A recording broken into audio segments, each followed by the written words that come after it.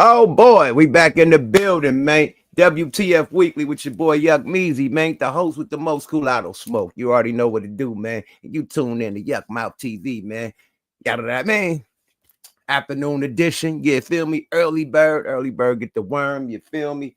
Big shout out to everybody that tap in every day. Big shout out to the subscribers. Big shout out to the people just tap in on the tap in just to get the good, you know what I mean? Just get the good 1-2, you know what I mean? And see what it do before they get on with their day. You dig? Everybody on their lunch break, you know what I mean? Tap in, baby. Everybody that's just sliding, just actually getting up and starting their day. Tap in, my brother and sister. You feel me? Everybody on their way to the cannabis club to go grab some medicine. Tap in, my brethren and sisters. You feel me? Everybody going to lunch. You know what I mean? Set your phone on the lunch table, eat, and watch the boy speak. You dig? I see everybody tapping in real quick. You feel me? Them alerts then went out. Let's put the first one on the screen. You can definitely get the screen, Mean Gene. I see your boy. What's his name? Discover Wealth Now. Major supporter of the channel, man. Big salute to you. Discover Wealth Now. Thanks for tapping back in. And I see everybody tapping in, man. Let's do the roll call to tap in before we get going. I see 700 East Oakland this thing, man. What's happening, though? You feel me? Good. I see you, boy. E. Millie, I see you, E. Miller. Erica Miller. Compton in this thing. James, I see you, boy. North Alabama. KD, I see you, boy. Minneapolis, St. Paul. Derek, I see you, boy. I see you on Lunch Mile. Let's get it in right quick. You feel me? Yeah. Philly in this thing. Okay, lunch break in Philly. Midday tap in. Yeah, let's get it going, man. It's a lot of stuff going down, man. You know what I mean? Right when you thought Cheeto Man was destroying the world, man. You know what I mean? He pardoned Larry Hoover, man. So salute to that, man. And pardon NBA Youngboy, man. Still waiting for that Tory Lanez pardon. Tory getting poked up, man. He need to be the first one to let go. Anyway, we're gonna get into that, man. We got a lot of content today, man. We got Cardi B. I'm late on that. Cardi B versus Offset, man. We're gonna tap in with that. I didn't even do the Remy Ma versus Papoose. Probably to play a little bit of that too, but that's kind of ancient compared to Cardi B and Offset, man. Cardi going crazy, man. I don't know if what Remy Ma said has the fire that what Cardi B said, because she going ape shit. You feel me? We're gonna talk about Ray J versus Suge, man. I never thought I'd see Ray J and Suge going at it, because back in the day they used to hang out a lot. You know what I mean? Like late night, like you see Suge pull up, nigga, he riding the car with Ray J. You know what I mean? So they used to hang out a lot back in the day. So to see them two brothers going at it is sad, but we gotta report the news. You dig? Definitely PUSHA-T, you know what I mean? He having some issues. He had got let go from Def Jam because he had a feature from Kendrick, and Def Jam didn't want to put that feature out. So they just dropped the clips, you know what I mean? And they went and got a new deal. So we're gonna talk about that too. And we got a lot other things to tap on too, man. You know what I mean? Good afternoon, everybody. You feel me? Tapping in. Let's get to the what the fuck moment of the week, man. Let's get to the what the fuck moment right quick before we get into the content, man. What's the what the fuck moment, man? Is this it? No, let me see what the fuck moment. Oh, I don't even know what that is. Okay, the what the fuck moment. Let me get the oh, this is hella dope. Let's do this. This is a what the fuck moment. Since we've been talking about this dusty nigga. Let's go, y'all. Fair use.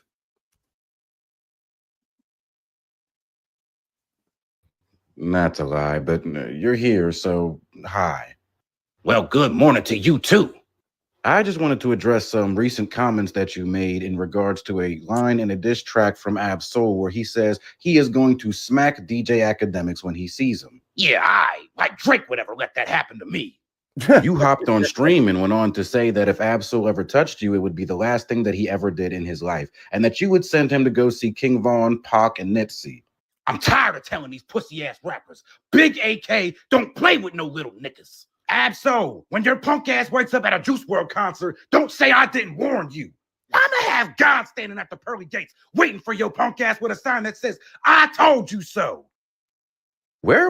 This how this nigga be acting too. This how this nigga be acting. Let's go, y'all. Fair use. was this energy when Saucy Santana threatened to beat you up and assault you and you cried on stream over it? Or when Vic Mensa called you a bitch to your face and your response was, in what way? That was back when I was just AK. Now I'm big AK. Big difference. DJ Akademiks, it's a pleasure to have Funny you in as my... fuck. Well, not to lie, but... Okay. Yeah, like you said, man, Saucy Santana checked the shit out you, but you coming at Nipsey Hussle people, you coming at LA people, you coming at shit, every rapper that defends Kendrick or every rapper, like he's off the edge, man. But you could do that when you're trapped in a closet, well, trapped in the basement, or trapped in your house. You really don't go outside too much. You know what I mean? You don't touch them streets, man. Hey, man, you can say whatever you want, man. You dig? So yeah, enough of that federale, man. Enough of the federale, man. I'm gonna tell y'all, man, all publications ain't good publications. All promotion ain't good promotion, man. You know what I mean? Some of the promotions will get you locked up, won't let me out. Oh, won't let me out. They try to lock y'all niggas up, man. Rap niggas keep falling for the banana in the tailpipe. You know what I mean? You know, we coined that phrase over here on Yuck Mouth TV. Let everybody enjoy it. But yeah, man, don't fall for the banana in the tailpipe. Fucking with these feds, man. These federal COINTELPRO podcasters, man. You know what I mean? You have a choice to say no. Don't fuck with them. You feel me? Keep the culture pure, man. Enough of these culture vultures fucking up the game. You dig? But let's check this out, man. Where we going at first, man? Let's go where let's see. Oh, I don't know what I want to take. 1090 Jake, fake ass, man. He gets G check too. Well, I want to take this to first, man. Let's do it with the Larry Hoover part, man. Let's do it with the Larry Hoover part because 1090 Jake tried to say something after he got pardoned. And it's crazy. But let's see what Joe Budden got to say about this Trump pardon right quick. Put that up right quick. Let's get the speed going. How y'all doing? Good afternoon, everybody. Thanks for tapping in. It's your friend to the end, Yuck Meezy, yada that boy. You now tuned in to Yuck Mouth TV, WTF Weekly. Let's go. Let's get the content. Fair use. Let go. I got to jail. I'll tell you that one, man. I'm getting sad. Joe Exotic poured his heart out. Yo, I didn't kill them people. I didn't feed them to the tigers. They know who did it, and they just got me sitting here. Trump, please do something. Trump is like, dog, you're done here.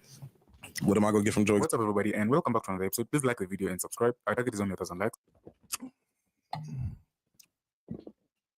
Okay, we So blipping. LeBron James upset NBA fans on Thursday when he congratulated a convicted Okay, we glitching. drug trafficker after being freed from prison. Demetrius Flandroy, aka Big Mitch, was transferred this week to a residential program in Miami,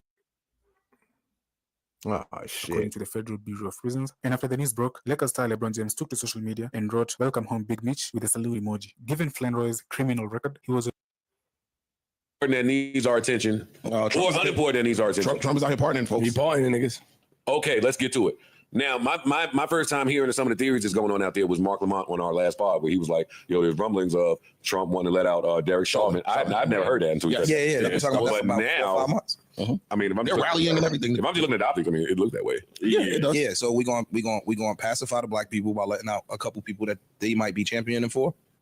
You understand what I'm saying? So supposedly he pardoned NBA young boy, and he also pardoned Larry Hoover. Larry. He commuted his sentence. His federal sentence. Yeah, because he still got the state case. time. So he got, I think, 150 years. That state. is Annabelle. It's true. You don't know what Larry 200. Hoover got. So I do. Oh, so his federal case got pardoned, but he still got a state case. So damn. Trump got to do another pardon. Okay. See, I ain't know that. Let's go, y'all. Fair use. I'm fucking with you. so I think that's just a pacification, because I'm about to get into my wild bag, and I don't want nobody to say it's racism. So let me throw a couple tidbits to black people so they can shut the fuck up when I start Well, wild. I looked at it the other way. Like, I don't think it is racism. I think I'm literally just trying to get all y'all. I'm gonna do something you like, because again, if he pardoned Chauvin, he still got a state case as well. Yeah. So you're not coming home tomorrow either. It's just like I'm gonna pacify this base. I'm gonna pacify that base. Okay, y'all, the young niggas, y'all like NBA young boy. I'm gonna pacify y'all with him. And with Hoover, it's not necessarily about pacifying black folks. It's a dig at the current governor of Illinois, who has made claims that he wants to run for president, and this was Trump's way of fucking with him. Because he can commute his federal case, but he can't do anything about the state. So now it's up to him, and everybody feels like Larry Hoover should be let out. Everybody don't feel like that. Actually, there's a big conversation going on right now that they keep having when the likes of a Meach or whoever come out. Yeah. Younger people like, hey, why are we celebrating these people being released? Well, yeah, I mean, I'm saying he has a massive amount of supporters. That's what I'm saying. I do think that's corny. I want to make my position clear. That's corny. The young kids doing it. The shit that they did with Meach and the shit they doing with Larry Hoover. Bro, this man has been locked up since 76. I'm 50. That is 48 years. You don't think time served by now, my nigga? I think this is a good time to say time served, nigga. Go home, live your last 10, 20 years outside and enjoy life. But I think this man has really served his time. 48 years, nigga? Lord. But that is a chess play, though. So Trump could pardon the federal. Now, the Chicago mayor has to pardon the state. Oh, that put a lot of pressure on the Chicago mayor. Okay, let's go. Let's go, Trump. When they announced Larry Hoover has been incarcerated since 1972, and I just sat and thought about how old I am in my life and how old he got to be. You've been in jail before all of us was born. Because I ain't seeing the 65 and 70-year-old people commenting on this. It's all a bunch of people that just got here, just got shot out of penis when he was arrested already. Most of them people are dead. He and his wife are still together. They've been married 50 years. Like, what are we talking about? Nigga, I'm 49. I was born in 76. So he got locked up in 73. He been locked up for 52 years. 22. Oh, he got locked up in 73. I thought it was 76. My bad, y'all. 73. And I'm fit. So that's 51 years, nigga. This would be 52 this year. And he was already. It'd be 52 this year. Damn. Ow. I was only a couple digits off, but round to the nearest 10. 50. Well, damn, 52? Ooh, let that man go. Free. Give us free. Shit. Homicide. Give us free, my G. Damn. Yeah, he served his time. Time served like a motherfucker. Let's go, man. Let the old man out, man. Shout to Chirac, all my Chirac niggas, man. Let the old man out, man. Stop playing. Shout to Rap a Lot. Shout to J Prince, man. Let the old man free, man. You feel me? Yada. Let's go, y'all. Grown when he went to jail. So you 74 years old. Who the fuck is gonna be commenting on that? I just believe in redemption. Me too. I believe no matter who you were at 22, that you can change. I know some people are against that. I believe that humans can change. I believe that as well. Well, that's just this new generation that believes. Like, when you play your debt to society whatsoever, they don't want the internet generation. Don't want any. You can tell when. I'm glad he said that because jail can change you. It changed me. You know, all this rapping shit, I wouldn't have did it if I went to jail. I was fucking with rap, of course. You know what I mean? Definitely. Oh, speaking of rap, big shout out to 40 and that Tiny Desk, man. Just watch E40 Tiny Desk. That motherfucker live in the motherfucker, man. Big shout out to Bosco. Big shout out to Kevin Choice. You know, my guys. But yeah, 40 just killed it. But I was hustling, my nigga, period. And once I did that time, that year in jail and camp, I wanted to slow the fuck down. I didn't want to go to jail no more. You know, so I planned strategically, you know, on things that I could do to make money instead of, you know, selling crack and all that shit once I got out of jail. And one of the main things was fucking rapping. Came up with the group, the Loonies, drew the Condom Man, drew the font for the name, wrote the songs, you know, thought of Numb Name, which he was a skinny one, thought of he gonna be Numbskull now, not the skinny one, and thought of my name. I was J Flow, now I'm Yuck Mouth. You know, thought of both the names, the whole shit. You got time to think. So prison do make some people better, or jail makes some people better. You can't come out better than what you went in as. You know, prime example, Malcolm X. He went in as Malcolm Little. He came out as Malcolm X. You know what I mean?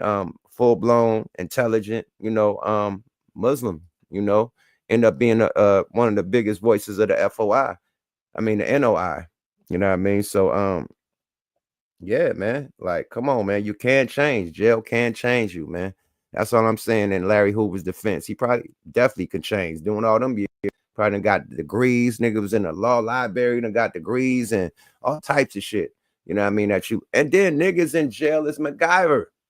Like, niggas make inventions out of anything, my nigga. You think you ain't got a lighter in that motherfucker? Nigga, lighter right there, buddy. Like, how you make a lighter in this motherfucker? You think you ain't got no fire for no motherfucking food, nigga? Nigga heating up the bottom of the motherfucking bunk bed. Now you got a whole motherfucking grill, nigga, on that mother. Like, they niggas think of the illest inventions in jail, nigga. Period. So yeah, 007 on death row. Definitely, my nigga. Niggas be Inspector Gadget. Niggas building all types of gadgets, nigga, to make real life shit that we don't got in jail. You know what I mean? So, hey, some of the smartest people in jail also, but it does change your life. You know what I mean? Some people. Now, if you're a crash out, you know what I mean? You're just a fucking crash out. But the smart ones, you know what I mean? It definitely make them want to reroute the route they was going, which it did for me. I'm a prime example. And look where I'm at. You know, jail woke me up. If I wouldn't have went to jail, I would have still been out there trying to be the next Little D, the next Big Beach, I would have still been out there hustling like a motherfucker. Period. That jail shit slowed me all the way the fuck down and had me focus on hip hop. And now look what hip hop has done for me. Hip hop saved my life. You know what I mean? And I got to blame it on jail. Jail saved my life. So you take it how you want to take it, y'all. Fair use. You listening to niggas who didn't get spankings. Like, you could tell niggas that was raised after spankings was dead. These niggas, not only do they have opinion, they voice them. Why are we celebrating Larry? Nigga, shut up. He also pardoned the Chrisleys. See? And that'd be some reality show shit, which is wild, but whatever. Why's that wild? What is it? I don't know what it is. Why's that wild? You know, Chrisley knows best. Todd Chrisley. Todd Chrisley and his wife. I can't remember what her name is. Yeah. I mean, just, you know, they were charged with like multiple counts of fraud and all kinds of shit. Yes. Yeah. My whole thing be, how do we pick? You know what I'm saying? Like just random folks. But the daughter, Savannah, was doing some shit with Trump and was supporting him. Yeah, so $1 million a plate dinner. So yeah, $1 million a plate. Yeah, he don't play. Yo, watch my back. I'm gonna watch your back, and that's how we moving. And I just feel like at one point, you know, when the president started their commutations or pardons and stuff like that, it was people who, you know, had been incarcerated and unjustly, or it was like, you know, just like a really, like, you know, an abnormally long sentence, or political prisoners, shit like that. And now it's like we're pardoning NBA YoungBoy. I mean, you know, congratulations. But Todd Chrisley and his wife, like, it's just fucking weird. Like the selection of people to be pardoned and stuff. Melissa Ford, you forgot? Trump pardon Lil Wayne? I mean, I'm just saying, didn't Trump pardon shit? I think he pardoned my homeboy, shit. Cobain. He pardoned Cobain. You know what I mean? BMF. Yeah, Trump is pardoning a lot of people. You know what I mean? He pardoned fucking my man from Death Row, Harry O. He pardoned Harry O. I mean, shit. The list goes on and on, man. Where the fuck you been at, Melissa Ford? This niggas been you know, letting out the kingpins, man. It ain't nothing new. And rappers. It ain't nothing new. Like what's starting to be more and more evident, in my opinion, is money talks. That's it. Well, yeah. And they used to hide that money talks back in the day. So you could give a donation to a nigga under the table, nobody would know, especially with the internet generation. Free the Gov, man. Gov need a pardon. That nigga been locked up hella long, man. Free the Gov, man. I fuck with you, bro. Free the Gov, Ali Frazier. Let's get it. Now, if you donate $1 million a plate, everybody fucking knows. Right. If you go get a jet overseas, the whole internet knows. I think back in the day it was more hidden that these favors were going on. I don't want to attack what you're saying, because I agree. Money talks. The scary part is that celebrity seems to talk just as loud. Yeah, because you know what that's the scary part. With celebrity, we traded Brittany Griner for the Merchant of Death, and thought it was fair value. Who was the GM? Based on, and I do think that she should have came. I agree with that as well. But it's a thing. But how we value that over here versus how what other people may value is just the internet speaks. But when you are catering to Wayne, when you are catering to NBA YoungBoy, when you catering to some of these celebrities, money comes from that indirectly. Exactly. Money comes from that. Popularity comes from that. Like that shit is different, bro. Back to your celebrity. Again, he was running and had Chef G and them out there with him. Like, you get what I'm saying? Like, he's moving around with Donald Trump is a celebrity. He's playing celebrity relationship games. No other president really moved this way because they weren't celebrities first. Not just that, no other president. And he know, like you were saying, you were saying before, Trump understands the relationship aspect of everything.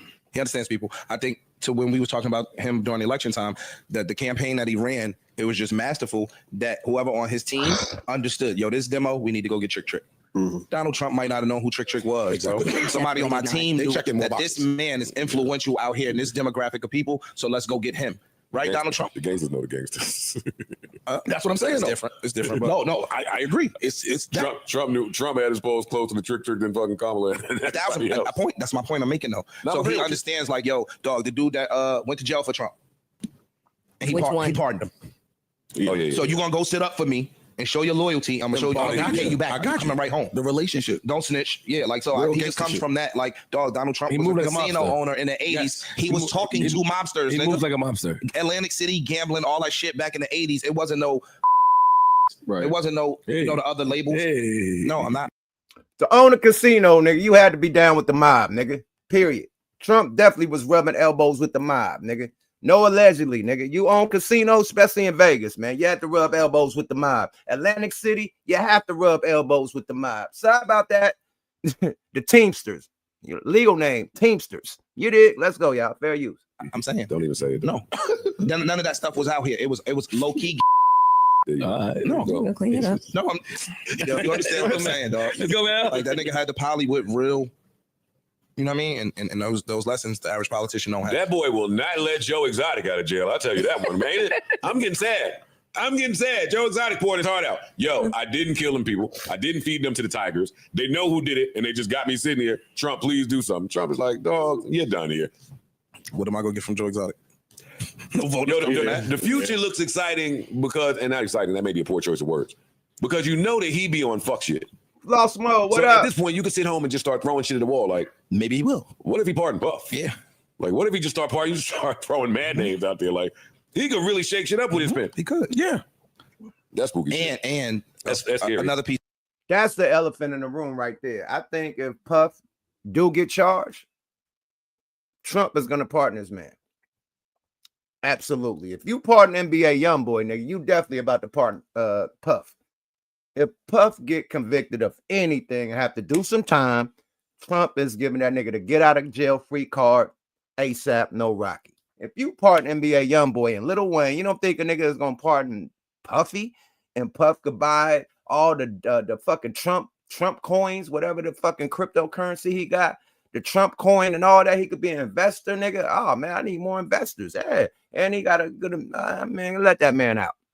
That nigga gonna be at the $1 million Trump dinners, man. Spend $1.5 million dinner and talk your shit.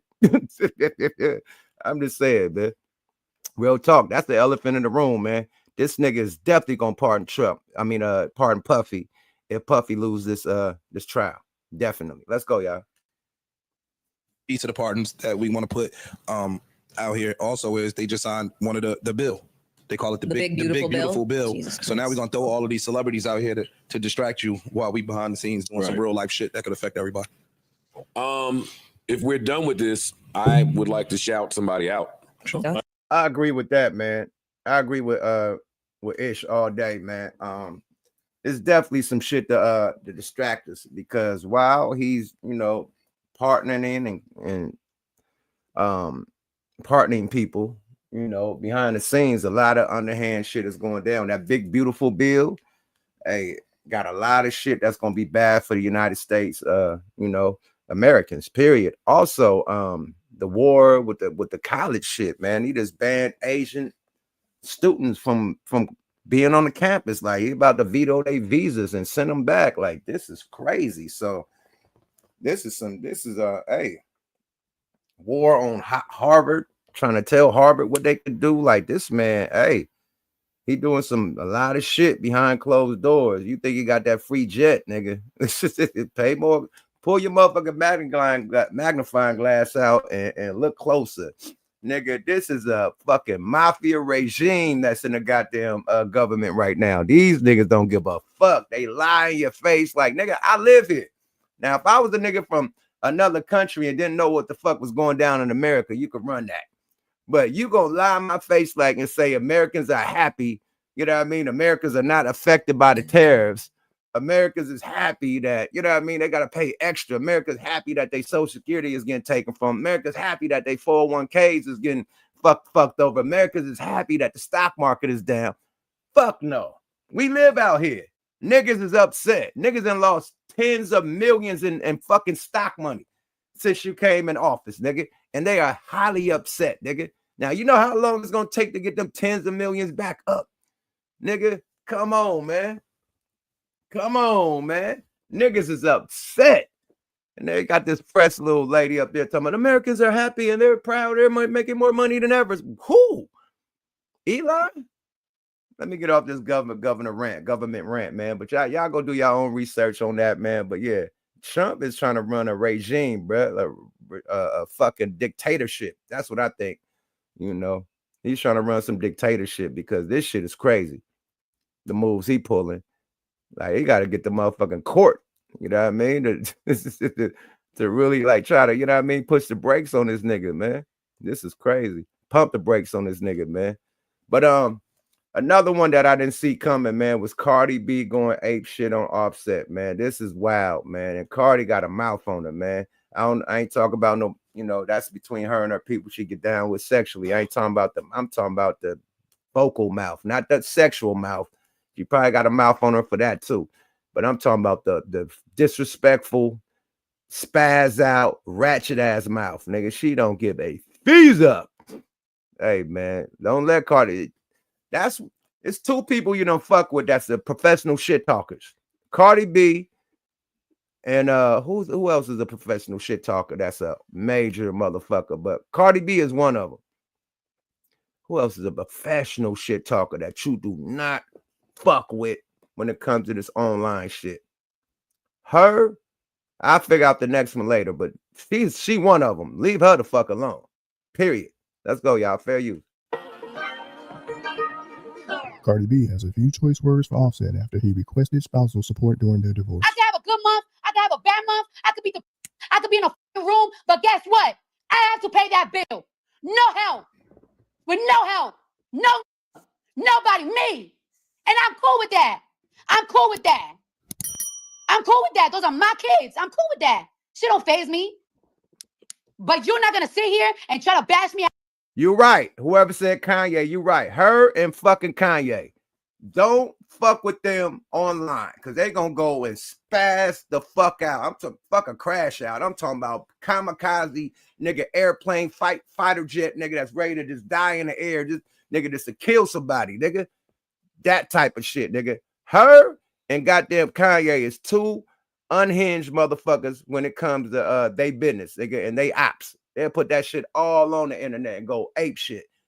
Kanye and Cardi, don't fuck with them too. Let's go, y'all. Fair use. As a mother, when I pay for everything, because you left me with a bill for a whole entire year, and I haven't said a thing. You don't even offer. So stop playing with me. That I'm trying to keep everything. What is everything? What's everything? What's everything? You want to split the Atlanta house? Let's split it. Yo, I'm still paying. He hasn't paid the mortgage for a whole year in the Atlanta house. You're in the Atlanta house right now, and your bitch be going over there. And I want you, and you know what's so crazy? I be wanting to go over there and clap shit the fuck up, because at the end of the day, I'm paying for the bill and that shit, because you haven't paid shit for a whole year. But you know what? You ask me so much when I be with my that I just want peace. I want peace. You want to be with your bitch in this house? All right, fine. Just please leave me alone. I just want you to leave me the alone. I just want to be left alone. I want to be free. Baby, whatever the fuck you want, I'll give it to you. I just want to be free. I don't want to be called 40,000 times. And I've been trying to protect your image, but you asking me for spousal support, and it's like, wow, that's some real bitch shit. And then when people ask you for spousal support, you're trying to make it seem like because I'm a bad mom. Well, when you tell me that I'm a bad mom, make sure you tell me that Cardi B, Belcalis, Marlene's, or Manzar is paying $50,000 a fucking month for our kids, because you don't help me with nothing. Go tell the people when's the last time you seen your fucking kids. And you know what you did? You know what you did? You know what you did? You coerced my daughter. You did a video, and you keep this video. I don't give a. I take a picture every single day. I can tell y'all every single day where I be at work. You coerce my daughter to say on FaceTime, "Oh, I miss my mommy. She's never here. She this and that." And every single day you with that video. Like if I don't be busting my ass for them motherfuckers, And you know I was gonna stay quiet, but you're not gonna be sitting here in the industry trying to say that I'm a mom. Bust my ass for these. Woo! Hey, you better leave. Hey, leave that girl alone. Shit. Hey, she crashing all the way the fuck out. She paying all the motherfucking mortgage for a year. All the motherfucker. I let her break down her bills, but she crashing out, my nigga. Offset. I know being in a group, you know what I mean? You gotta split your check 3 ways. You know, I know since our dear brother, Takeoff, you know, passed away. You know, the group haven't been, you know, really together like that. You know, you guys been doing solo ventures and stuff like that. So you probably ain't making no Migo money like you used to make. And the solo money, you know what I mean, probably ain't as big as it, you know, as the Migo money used to be. So you probably can't afford the lifestyle that you living right now. But Cardi is still making that type of paper. So she's paying for your lifestyle and her lifestyle and y'all children. And you're asking for spousal support. See, if you was getting to the Gouda, you wouldn't ask for spousal support. You know, you'll think that the woman will be asking for spousal support.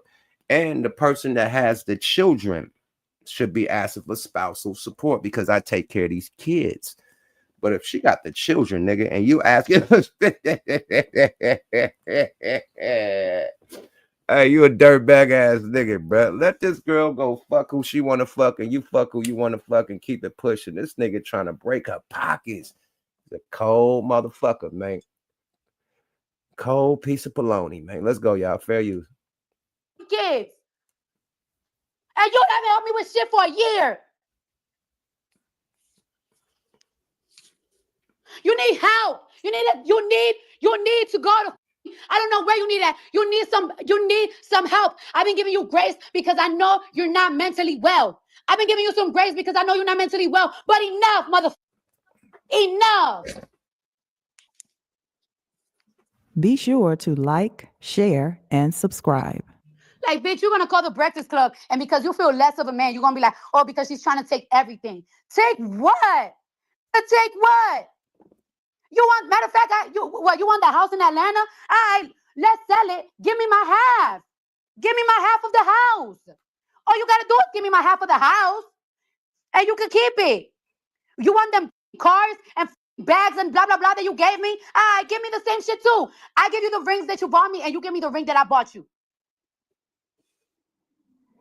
I give you the cars, you give me the cars that I bought you. You trying to say that I'm trying to keep everything? Like what? When's the last time you pay a bill in your kid's life? You haven't paid for shit. You haven't paid over a year. Ever since you left ever since you're not in the house anymore, you haven't paid for nothing. And I don't even ask you for nothing. And I swear to God, they didn't want to fucking come on Spaces and spaz out. But for you to try to go around and try to say these type of things, like it's like you're the you don't think I got a mouth? You don't think I got a mouth too? That's why you don't give grace. I've been giving you grace and not crashing out online after so much shit that you be doing behind the scenes. Because like I said, my man's be telling me, yo, stop doing that. You're like a clown when you do that shit. Why are you putting your business out there? Fine. But when you give grace like you don't appreciate it. And now you're trying to dirt me. You're an evil ass, bro. You're mad evil. You're evil as like, goddamn, I just want to be left alone. I want to be left alone. You in a whole relationship. You're in a whole relationship. Why the fuck you give a fuck what I'm doing? God, Jesus Christ, I just want to be free. Sign the papers. God damn. It sounds like her and Remy Ma and Papoose and Offset got the same issue. Sign the papers. Why the niggas ain't signing the papers? Sign the papers. Because to sign them papers, you might can't get your spousal support. We don't know, man. Remy calling Papoose the brokest nigga she ever fucked with in her life. Cardi basically saying Offset is broke.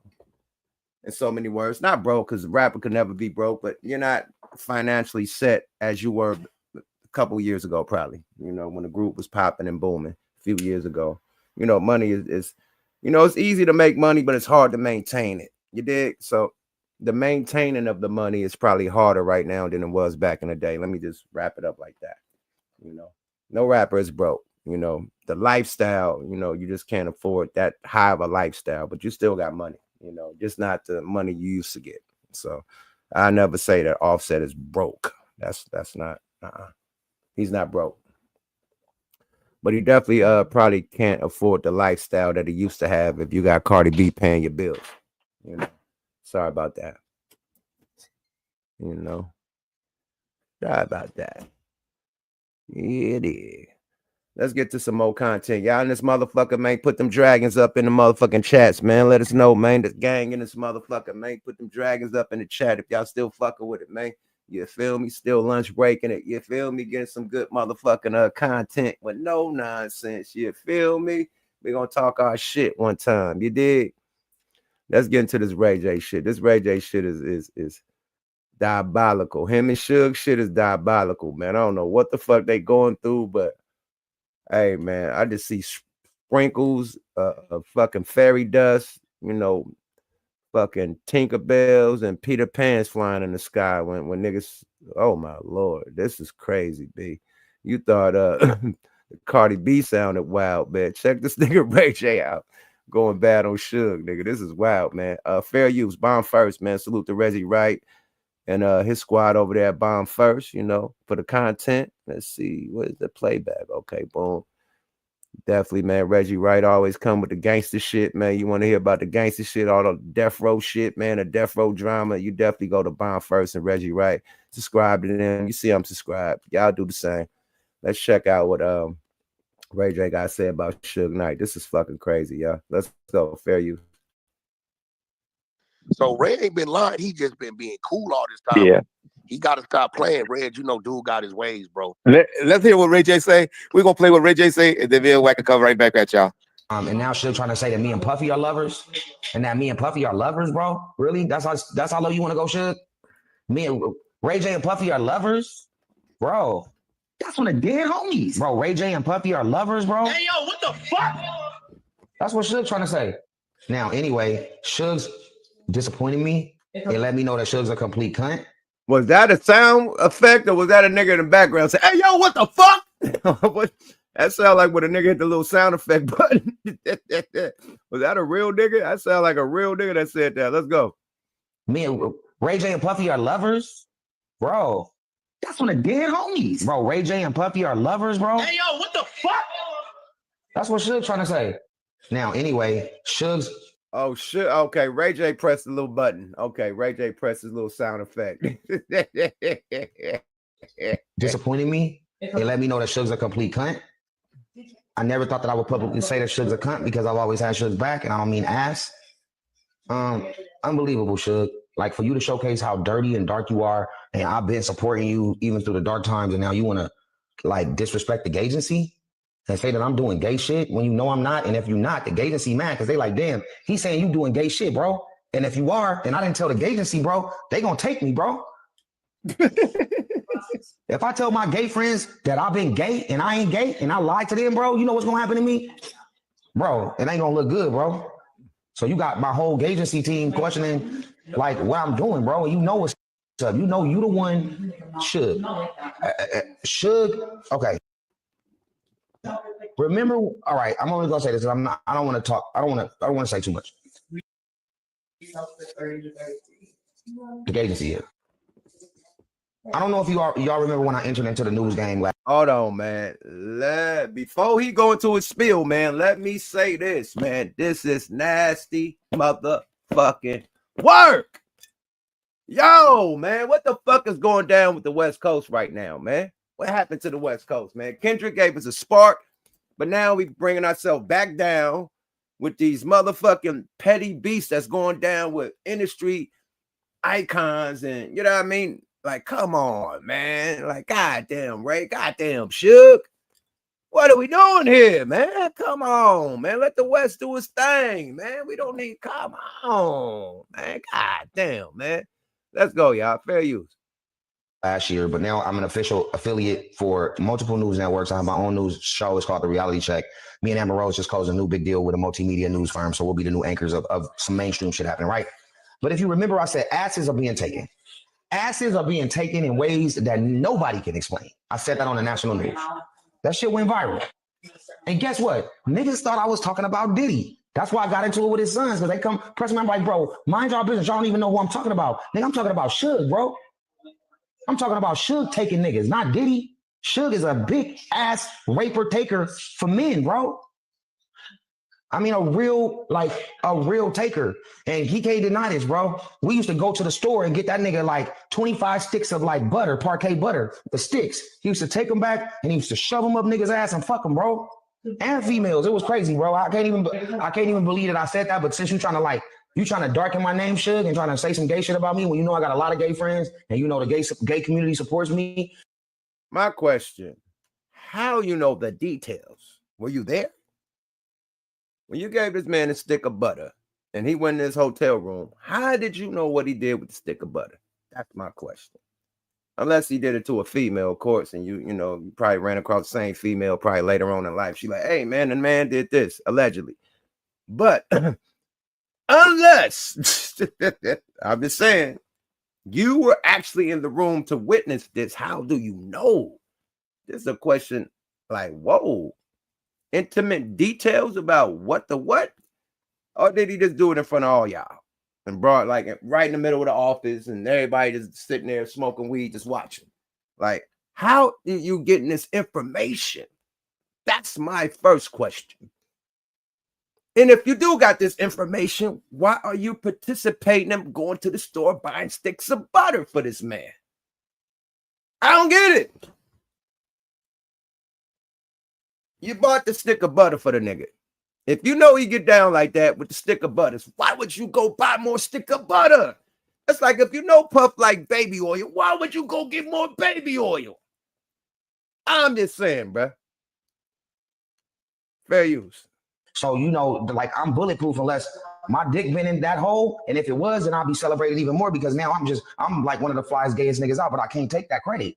I can't do that, bro. And you trying to throw gay shit on me like it's bad to be gay when you know that my dick's only going in pussy holes, bro. It's crazy, bro. But we know what holes you like. Every hole. You was fucking bitches in the ass, niggas in the ass, bitches in the ear, the nose, everything, bro. Like, forget being gay. You was like nose. You was like ear, nigga. I don't know what that's called. Fucking people in the ear. What sexuality is that? Ear sexual? Ear. A motherfucking nose, a nososexual? Because that's what it is. Because niggas is giving niggas titles just because they doing ass play. That's the play they chose. Shout out to Tarad and shout out to Dumpin' D. Them niggas is doing ass play every day and having a good time. I can't be there though. Not because it's funky in here. Not because it's a funky room. Just because I'm not with that. You know what I'm saying? How would you know the room is funky when shit like that happen?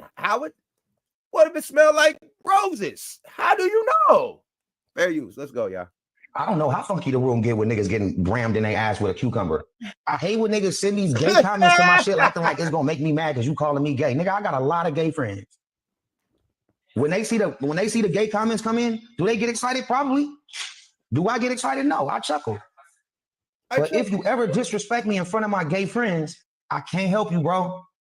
Them niggas will take you, bro. Like Suge took niggas. Suge, like, yo, and I'm gonna say this one thing and I'm gonna stop, right? And then I want y'all to clip this. Suge used to take niggas, right? I used to go upstairs. Like, I don't know if you saw Pulp Fiction, but when Ving Rhames, they tied the nigga up, they had the ball in the nigga mouth, they had him in a chair, and then the nigga came down, right? That's the kind of shit Suge did to niggas. And it's crazy because Suge had this other thing, it's called handlebars. He used to strap it onto the nigga, and then they got the handlebars like you riding on a bike. Think about it, like a waist trainer, and then the handlebars on the side. Then he used to grab the handlebars and then take the niggas, bro. Like, we'll be right back. More Suge Knight. You are not my friend. You're not my family. You have disrespected the gay community. You disrespect. This is wild, man. This is nasty work, bro. He said handlebars, but the fuck?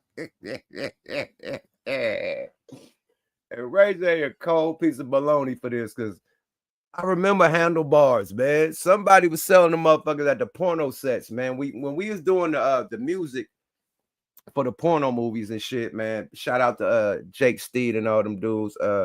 We were doing the like the big booty Brazilian. We were doing the music videos and shit at the shit.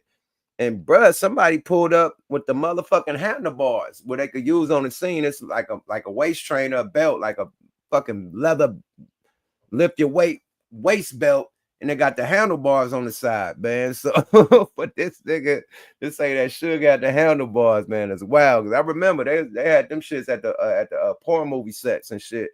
You know what I mean? But I ain't never seen nobody use it in a porn set. I had a pair. Nigga got me a pair of the handlebars. My girl seen that shit like, you ain't wrapping that shit around me. We threw that shit away, man. But I remember handlebars, though. I think the nigga Swab, my nigga Swab Triple X got me a pair of them handlebars, man. But yeah, them handlebars is real. That's actually little sexual strap on a bitch waist with some handlebars. It's for doggy style. You feel me? So that's wild. If Suge actually, allegedly, I don't know if he did, but if he did that, that's wild, man. Allegedly. Let's go, y'all. Fair use. Affected me by saying false stories, and I'm gonna just tell the truth, bro. I've never seen a bigger homosexual than Suge Knight. He is an ass lover. Once again, the truth came out. I've been telling people all these. Shit, it's going down, man. I think it's a fucking war between Whack 100, Ray J, Suge, and Reggie Wright right now. That's spewing. And hey, it's wild. It's wild. But I had to show you Ray J crashing out. But these guys were all cool with Suge. Like, it's crazy. Like, the niggas that be cool with you are the worst crash outs because they know too much. Period. The niggas that's cool with you is the worst crash outs because they know too much, my nigga. If a nigga know too much, leave that boy alone. Period. Yeah, for real. Or hey, here's what it is, man. I see CJ in this motherfucker. I'm gonna throw the link out before I continue with some more content. I see CJ Rich in this motherfucker. Anybody else who want to tap in and chop it up right quick? Yeah, feel me? On the afternoon lunch hype of the game. You feel me? And we got some more content, but this shit is wild, man. Niggas is beefing on the internet, man. What happened to calling a nigga, man? You know what I mean? What's happening with that, though, bro? You feel me? Like, I don't know. This internet shit is wild, man. That's why I really ain't been on it. It's been hella messy, hella disrespectful. You got niggas threatening to beat up niggas that never come outside. You got niggas threatening to off niggas or unalive niggas that never had a fight in their life, nigga. Like, come on, bro. I don't believe you need more people, man. We seen what happens when two rappers have bodyguards. Meek Mill and motherfucking Rainbow Bright Tekashi 6ix9ine. They was at the club in Miami. They both had bodyguards. What the bodyguards, they both got straps on them, right? So if the bodyguard know you got a strap on, yeah, both, hey, man, let's get these niggas to their car. Was the bodyguard trying to square up for Meek Mill, or was the bodyguard trying to square up for Tekashi? Nah, it was more Tekashi yelling, Meek Mill yelling, oh, y'all trying to set me up, fuck this nigga. No security through a hand, nothing. Like, get to the car. That's all that's gonna happen, my nigga, in real life. No security gonna throw their life away and put their life in danger for a shit talking nigga that's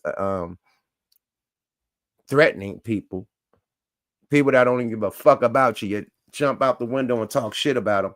They see you. They got hella money too. Don't act like you the only nigga with money and got a mansion. These rap niggas got multiple mansions in different cities and different states and got security team just like you in a goon squad that's from the block, which you don't got.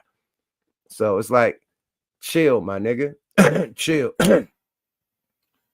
I know Whack 100 too.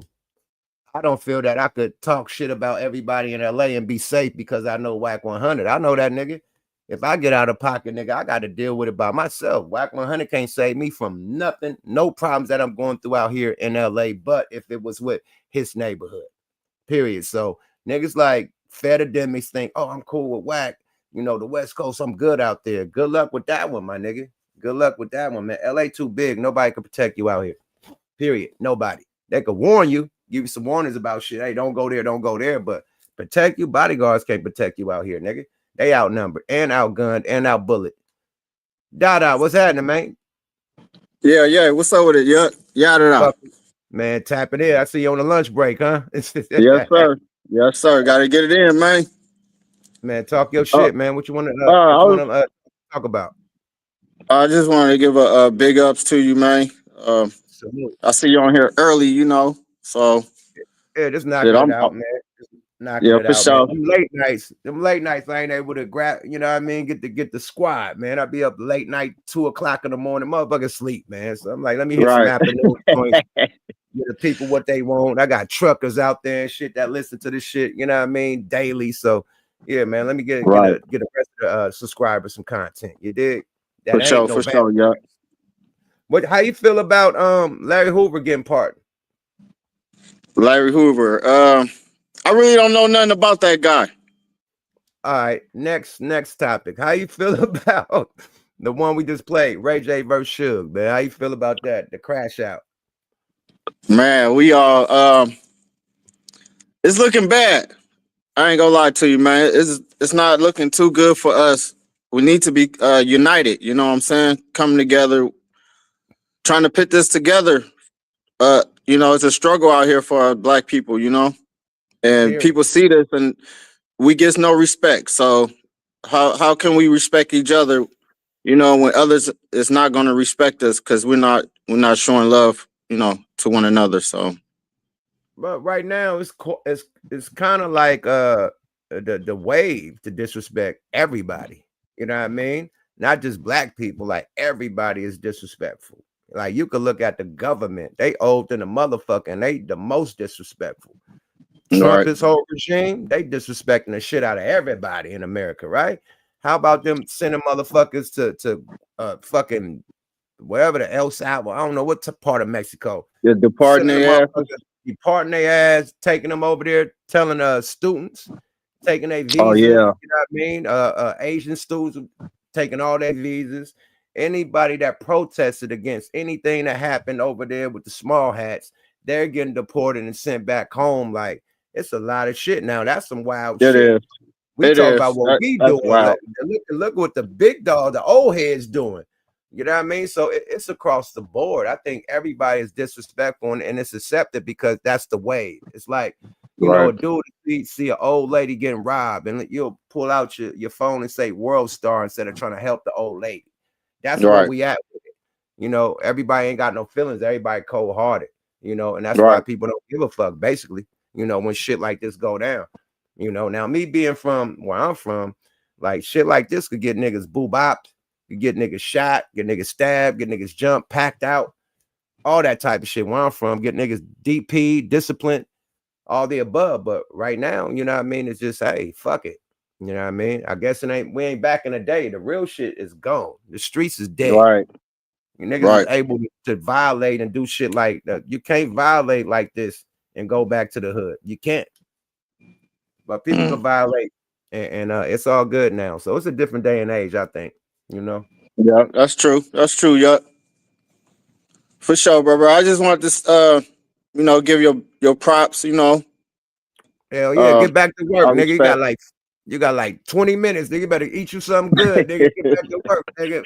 Hey, I've been on lunch for 45 minutes, man. Shit. All right, you good buddy, man. Like I said, you got about 15 more minutes, man. Get your life together, fella. Appreciate you. All right, man. For sure. Yeah, man. Where's CJ Rich at, man? He probably busy with the moms, man. Prayers to CJ Rich mom. You know, he going through it over there. So he probably can't tap in. He probably just in the chat, you know what I mean? Why he got some real life situation going. So prayers for us, CJ Rich moms, you feel me?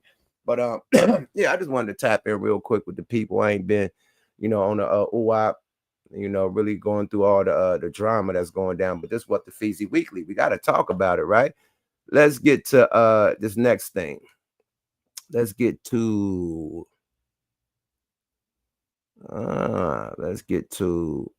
we got to get to let's see, we did that. Let's get to oh shit, 1090 Jake.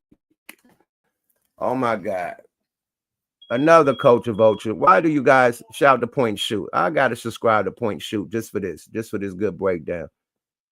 Super. I've been rocking with Point and Shoot. Y'all said, damn, it ain't letting me subscribe. Okay, bingo. Good shit.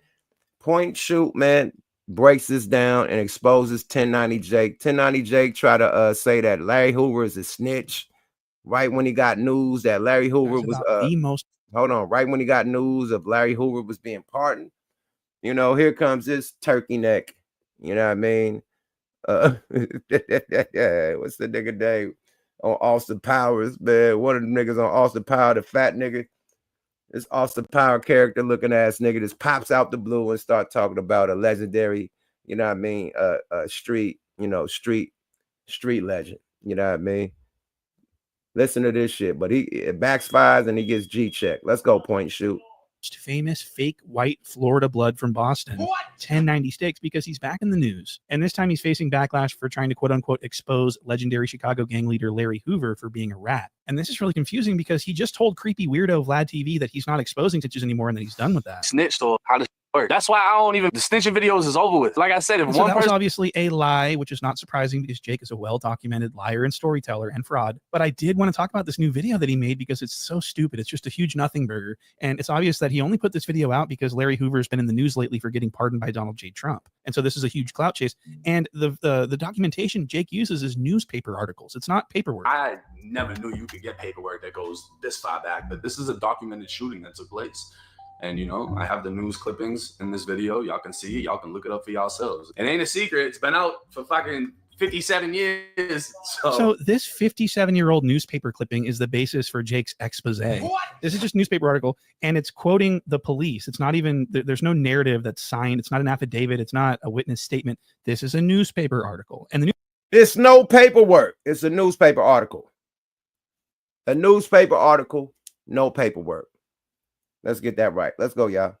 Newspaper article basically says that Larry Hoover got shot by his rival gang members and he got hit in the legs and ended up telling on those people to the police from his hospital bed. Now, I do want everyone to understand that this is a newspaper article from the 1960s in Chicago, and it's the police that are being quoted. This is all just the police telling the newspaper what they say Larry Hoover said. There's no, it's just a bunch of nonsense. You know, the police in Chicago in the 60s was one of the biggest criminal organizations in America. What? You know, the corruption in the 60s with that department is insane. They're not credible at all, and I don't understand why we're even talking about this. And this shooting happened in the middle of the fucking day in the principal's office. What? There were witnesses everywhere. There were multiple bystanders that got hit. There were people telling people stuff all over the place. They picked the guys up minutes after they shot. These guys did not get arrested because of Larry Hoover. The cops are trying to put this on Larry Hoover to try to make him out as a snitch, I think. This is what happened because it just doesn't make sense that they've got these guys in custody minutes after, and then they go to the newspaper and try and attribute these arrests to like what Larry Hoover told them. Did Larry Hoover take the stand?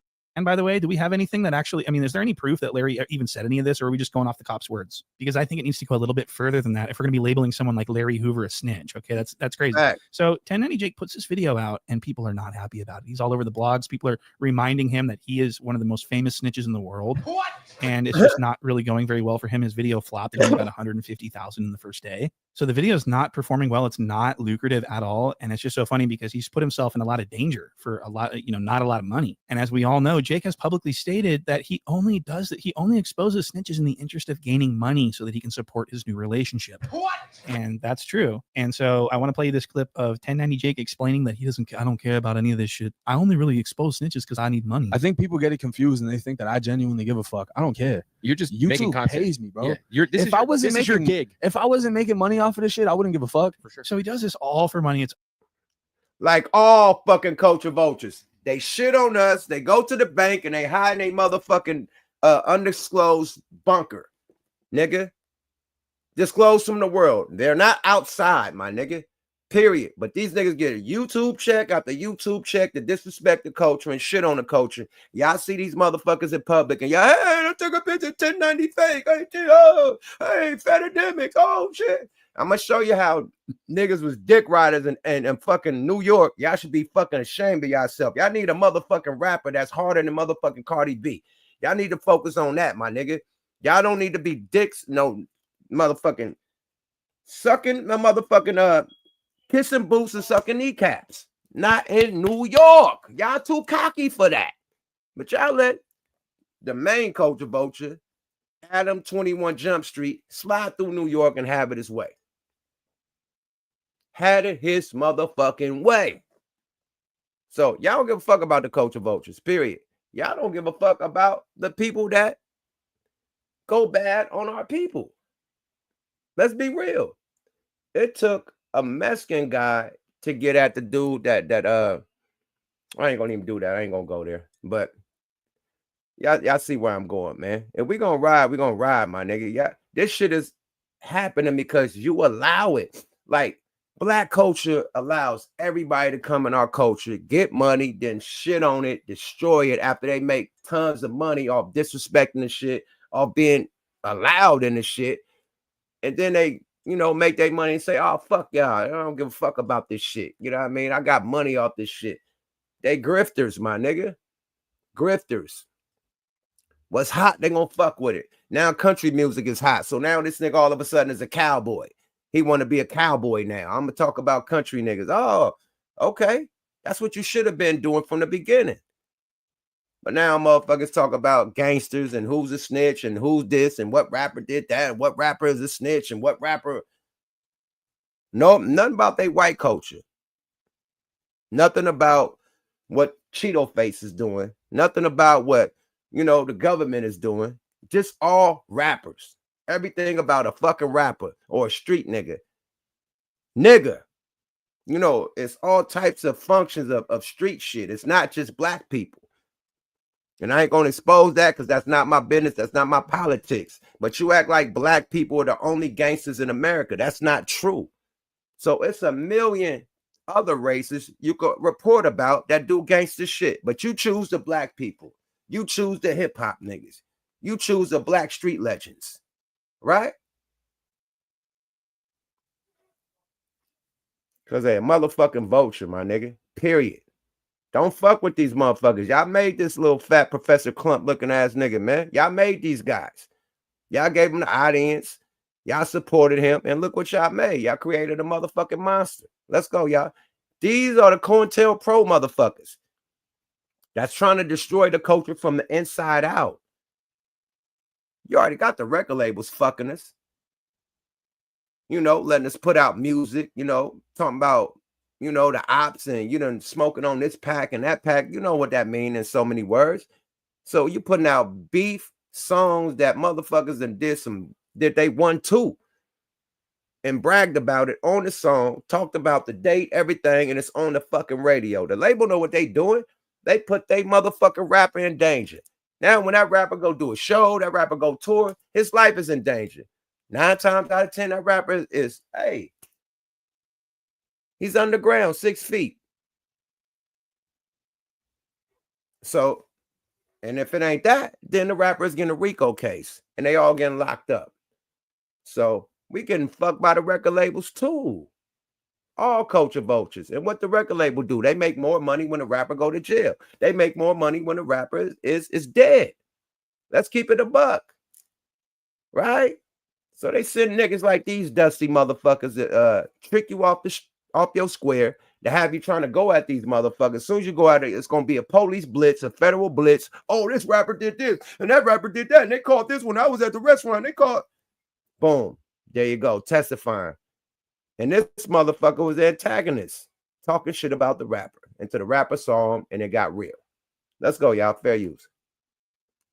It's only in the interest of money. And I want to play some more of this. This is really interesting. This is where it gets really sort of weird when Jake starts lying and then he starts contradicting himself mid-sentence almost. I mean, it's really bizarre. And I want to show you this. So this next clip is going to show Bootleg Kev sort of check 1090 Jake on the fact that he's like sort of destroying people's lives by labeling them a snitch. And he asks Jake how he feels about that. And Jake pretty much denies that these people's careers are affected by his videos. He's like, nobody cares about when I do a video on somebody, nobody gives a fuck about what I say. I'm just doing what I do so I can get some money. Drop shit on people that have still maintained their career. Like Boston Richie was one of your famous ones, right? Yeah. Affected his career negatively. Like 6 days after that shit dropped, when I dropped that shit, he got signed for like $6 million. True. So who gives a fuck? Yeah. You know what I mean? And it's like people are still gonna have their opinion on that. Like, oh, he gave fake names, whatever. And I can show you what name was real and what name, but it's like, who gives a fuck? So Jake says nobody gives a fuck. So so what he's saying is that when he makes a video about someone labeling them a snitch and getting millions and millions of views and ruining their image, that no one cares about it and that it doesn't really affect the person's career. Now, I want you to pay attention to that. Jake says nobody cares. No one gives a fuck about this. So he's saying Bro, this nigga got to go back to his hood, my nigga. Whoever you allege, you know, that he snitched on, he got to deal with them too. They hood. You know what I mean? What you mean nobody gives a fuck? Even if that nigga got a record deal after that, he got to watch his back 1,000 times more. Nigga got to hire hella more security, got to be strapped up everywhere he go because you put a snitch coat on that nigga back, my nigga. Nah, you can't just ride around and be, niggas ain't even cool with you if you a snitch. Nigga, that fuck up connections, all types of shit. It's rappers, this street niggas, it's real motherfuckers that don't play with no nigga that's a rat. Oh, I don't have them around me. Period. Look at Lil Boosie. Don't bring no rats around me. Nigga, he stopped doing an album with T.I. because he heard some shit allegedly. I ain't throwing that, but he heard some alleged shit. And he said, fuck T.I. I ain't doing the album. They got a whole fucking album together. Nigga, album release parties, everything. Boosie said, oh, he did that? Allegedly? Nigga, I ain't fucking with him. See? So at the end of the day, it's some motherfuckers that stand on business that do not fuck with snitches, rats, and none of that shit. So you can't fuck up opportunities. And then they got to answer to some street shit that could get a nigga unalive. So this thing, oh, nobody gives a fuck. Nah, you don't give a fuck because you don't got to live through it, my nigga. The man you talked about and said that about has to deal with that, nigga, on a daily. It's not cool, nigga. And people do give a fuck, nigga. Stop playing. They got whole clubhouse rooms about niggas all day running content about niggas. If they didn't give a fuck, Clubhouse wouldn't be popping. Clubhouse is popping because niggas give a fuck about who's a rat and who's not. Period. Let's stop playing. Let's go, y'all. Fair use. That when someone gets labeled a snitch, no one at the end of the day really cares, and that it's not, people are still going to listen to their music and everything else, right? Okay, so minutes later, Bootleg Kev asks Jacob if there was ever a time when he had paperwork on someone labeling them a snitch that he decided not to make a video about. And Jake says, yes, there is someone that I decided not to make a video about, even though they are a snitch. And listen to the reason why he didn't make the video. Have you decided to not expose somebody for whatever reason, even though you have shit where you're like, maybe? Yeah, I got a interrogation video on a big rapper. Why haven't you dropped it? Because I know what it's going to turn into. The thing is, I already know that who it is going to get a pass, so why do it? Hold on. What did I say? Big Sad. Oh, whoa, hold on. Big Sad. Let's see what it said. Big Sad. Okay. Damn. Interrogation video on a big rapper. Why haven't you dropped it? I said Big Sad. Okay. Because I know what it's going to turn into. The thing is, I already know that who it is going to get a pass, so why do it? Yeah, why stir up some shit? Why stir up some shit that in a fucking, 2 weeks nobody's going to give a fuck about? And it's just going to cause me more of a pain in the ass than anything. So didn't you say nobody don't give a fuck? Now you saying, oh, well, it could come back on me, and why would I do it? You know who to fuck with and who not to fuck with. Basically, let's go, y'all. Fair use. Don't need the money that bad. What the fuck did I just? So he's having trouble keeping up with his lies, isn't he? He just said that he doesn't mind putting the snitch label on people because at the end of the day, no one's gonna care about it. Shit, he got signed for like $6 million. True. So who gives a fuck? But it's like, who gives a fuck? But then he says that he didn't expose Big Sad for being a snitch because no one would care about it, and it wouldn't be worth it because no one will care about it. I already know that who it is gonna get a pass, so why do it? Why stir up some shit that in a fucking 2 weeks nobody's gonna give a fuck about? Then why are you exposing anyone at all? Why are you exposing Larry Hoover if no one cares about it? It's so stupid. So what the fuck is going on? And Bootleg Kev, you're like, yeah. But what he's thinking is, man, this guy's stupid. And but he doesn't want to dig in. He's non-confrontational. This is probably why he has the #1 hip hop podcast on the West Coast, because he doesn't like dig into people and like really put people on the spot. But he knows that Jake sounds like a fucking idiot right here. So I just wanted to show you that. Now I do want to move on to this next clip. This is going to be 1090 Jake for the first time letting the world know that he is no longer a blood and that he has dropped his flag and he is an official dropout. Okay, this is really interesting. Look at this. Like you brought up, I'm a white blood. None of that shit's on my Instagram anymore. All the pictures are taken down. All the fucking, like I turned 30 and I was just like, this shit doesn't serve me. It made sense in prison. Brotherly love overriding oppression and destruction. I'm broke, you're broke. We come together, we eat. Wow. So he says it only made sense for him to be a blood in prison because, whatever, I eat, you eat, we eat together. That's not what he's always said, that he was a blood long before he went to prison. But now he's like, it made sense in prison because I really had to show out. I had to show everybody that I was the biggest white boy in the, you know what I mean? Like it doesn't make any sense. I mean, and being a white blood in prison actually puts you in a worse position. It doesn't make sense at all to do that. So he's saying it made sense in prison. No, it didn't. And so Jake's not intelligent enough to actually go on an interview podcast. But it's crazy that you have black podcasters that do good content, you know what I mean? And y'all don't salute them, you know what I mean? Like more salute to Joe Budden, more salute to $1 million worth of game, more salute to $1 million worth of game. A lot of other podcasts, do the drama, but salute to AD, man. Salute to Back on Fig, man. Salute to all them young brothers that's doing their thing. You got so many black outlets that you could go to. you know, without having to go to clowns like this and expose yourself or expose your neighborhood. You know, you don't got to do that shit, man. And people I think people trust white people. You know, white person could talk shit about all the politics and, oh man, he's white, he's gonna call the police. Let a black man talk shit about the politics, you know what I mean, and rub it all in your face, man. Oh, fuck that, man. We spinning the block, man. Fuck that Twitch G, nigga. I'm hanging out in front of the studio right now, nigga. We shooting it up. It's gonna be that if it's a black man, but the black man is from the culture. Why the black man can't say the same shit this man is saying? You know, I'm just saying. Or I'm just saying. You know, why the black man can't do the same shit that Adam 21 Jump Street is doing? I'm just saying. I'm just saying. Oh, the white boy. Everybody let the white boy get a pass like this. You got a police officer walking through the hood. Well, if you respect them as a police officer, why the fuck you doing interviews with a fucking police officer? I'll wait. Let's continue. And conduct himself, because he's a liar and he can't keep track of his lies. It made sense in prison. Brotherly love overriding oppression and destruction. I'm broke, you're broke. We come together, we eat. They want to fuck us up. Well, we're gonna fuck them up together. You know, out here it doesn't make any fucking sense. Why am I risking what I got going on to portray? I'm not out here sliding on shit, doing shit, you know? So it doesn't make sense. And then not only that, but so what people need to understand about 1090 Steak is that he's a goof. What? He's a fucking goof. And he went to prison for a very short amount of time. He was a short timer. He spent like a matter of months. And then let me let you know the politics. All the OGs ain't sliding on shit that's from them politics. And they still, you know, that they ain't denouncing they politics. How you gonna just denounce the politics out the blue? Like, hey, yeah, I ain't sliding on shit. A lot of OGs are just the OGs, man. They got businesses. They got all types of shit. Food trucks, car washes, all types of shit. Clothing lines. They got all types of shit. Restaurants. They are not thinking about sliding on shit, and they still attached to their politics, my nigga. If you are really from that, you know what I mean? You know, and you just can't. You gotta get put off. So whoever, you know, that puts you on your politics, you gotta go through there and get put off. You know, that's what I heard. Like, okay, you get put on, but you get put off too. When was the put off? If you just hung it up, I'll wait. Let's go. Fair use.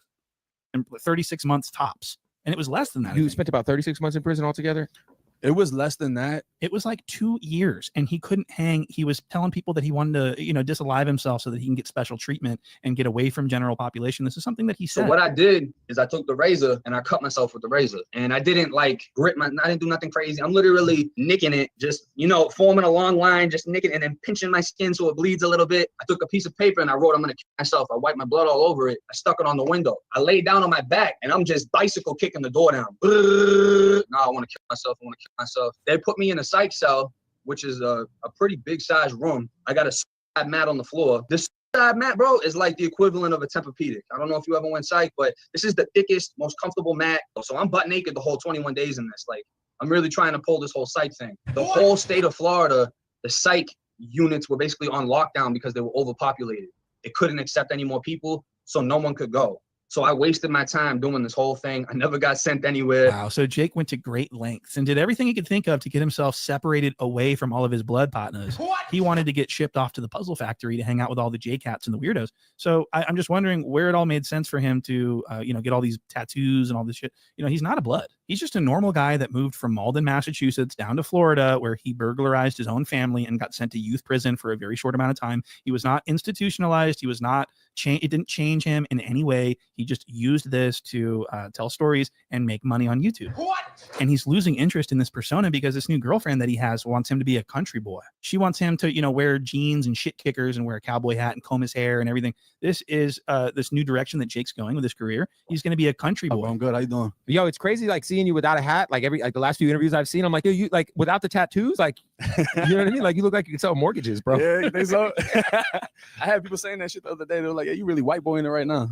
But Super white boy. Yeah. I mean, so Jake is actually trying to go country now. So you really white boying it right now. So that show you that he a vulture. Trying to dress black, trying to talk black, trying to act like you from black politics. And then as soon as you start white boying it, man, it don't make sense, man. I'm not sliding. I'm not gliding. I'm not making no more videos about rats and snitches. But as soon as Larry Hoover get a pardon, here you go. And don't even got your facts right. But you trying to get some bread, you know, for you and your girl to go on a little exotic vacation. Summer coming out. You're probably trying to go to the Maldives or something. You feel me? Get them good little sweets. You know what I mean? Little, what the motherfuckers look like, man? The motherfuckers look nice on the water, man. I don't know what you call the little motherfucking cabins or whatever. Get the motherfuckers on the water in the Maldives. You and your girl go celebrate. You feel me? But it backfired. It didn't work. Niggas point you out, nigga. And hey, live with it, man. And fucking with them politics, it's everywhere, Pooh Bear. Good luck, man. Good luck with that one, man. Please stay around the motherfucking the horse ranches and shit, man. Stay around, you know, the little stables and shit. You know what I mean? Stay around, you know, the little farms and shit. Do not go to no clubs. Do not go to nothing hip hop, that period. Them politics is too deep, brother. You fucked up, man. And I don't wish nothing bad on nobody, man. I wish 1090 Fake will, you know, go about his cowboy life, man, and leave hip hop alone and let us have hip hop. You dig? But other than that, man, hey, you know, sometimes your mouth could talk some shit that hey, sometimes your mouth could write a check, your ass can't cash. Period. Let's go, y'all. Fair use. Now because of his girlfriend Haley, and it's really interesting to watch. It's extremely cringe. If you go to his Instagram, he's always posting stories of her and what they're doing, and he's always doing some pathetic ass shit. Please go follow 1090 Jake on Instagram. It's really interesting. And I've actually got a full episode. I think it's like a 2-hour fucking episode on Patreon about his relationship with his girlfriend. I encourage people to go check that out. And I'll actually play you a clip. Actually, I want to start here. No Jumper. So 1090 Jake went on No Jumper and was talking about how disgusting his toes are and how pussy and bloody they were in prison. And I was like, oh my God, he's got disgusting fucking toes. My toenails were fucking infected from the last prison because of the small ass boots they gave me. So my shit bleeding, pussing. I can't walk. Medical basically told me to go fuck myself. They're not treating me until I get to the next spot. So I can't move. I can't run. I'm basically stationary. So when I get hit, I turn around. I'm like, all right, let's go blade for blade. So I've always held on to this memory of hearing about Jake's disgusting toenails. And so the other day when I was watching his Instagram, he was posting a story about him and Haley, and they were going kayaking. And we actually got to take a look at these toes. And I want to show you this. Look at that. Look at that big toe. Look at the toenail. Look at the fungi. That's it. You know, him and I thought this was Jala. I thought this was Poetic Minyango Jala. Virgil Jala is my. All right, we done. You talking about niggas' toes and shit. We done.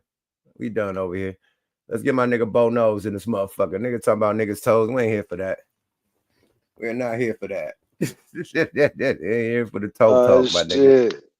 Yeah, we ain't here for the salute. Bo Nose, what's happening with you, bro? Hey, what it do, man? Hey, what it do? Hey, hit the thumbs up for once. Hey, and another thing, man, it's revenge of the J-Cats. And there's too much J-Cat shit going on. Revenge of the J-Cats and the fucking nerds, bro. For real. Nerd alert, nigga. But yeah, that's about it, man. How you feel about the rest of the content, man? We done went from Ray J. We done went to motherfucking 1090 Fake. We done went to motherfucking Larry Hoover, Cardi B versus Offset. You know what I mean? It's a lot of shit, man. That Ray J shit, they just all trying to, they just catching the wave, but it's already been all in your face. Everything been exposed, and Ray J been saying this shit, man, with 100,000, 100 Lambos when he was going with Fabulous, when he's getting that Fabulous. So you really can't really. Ray J's is questionable. He already know what he with that movement, so he already been putting it out there. So he was there. I think I don't know. Allegedly, it's all allegedly. Man, with the Fab shit, the nigga said he got the booty goons, nigga. So we already heard about the booty goons with the Fab shit. Yeah, so he already put that out there. You got niggas that'll take your butt, nigga. Like, yeah, watch it. Watch it. Allegedly. Watch it. Allegedly. Watch it. Man. This shit wild out here, man. I stay in my lane, man. I do not get out my lane, man. I stay in my own politics. I do not get out my politics, man. LA got its own politics, hella different type of politics, man. So whatever it is, that's what they own, bro. Period. You gotta let them do them, handle their own candle, man. I just don't like it because I know that Suge and Ray J was real close. I know that Suge and Whack 100 was close. I know that Suge and Reggie Wright was close. So to see them crashing on each other, and I know that Suge was close with Snoop. To see what he going through with Snoop is bananas. So yeah, all this shit is depressing because you know once they all was cool. You know I could see if niggas never was cool. You know what I mean? But if niggas was cool at one time, like you know, it's depressing. You know what I mean? Period. Straight up. It's like someone texts you all right up, and then when you go see him personally, it ain't on that. It ain't talking all that on the text message. It's all like, oh, buddy. Prime example, right? 2 examples.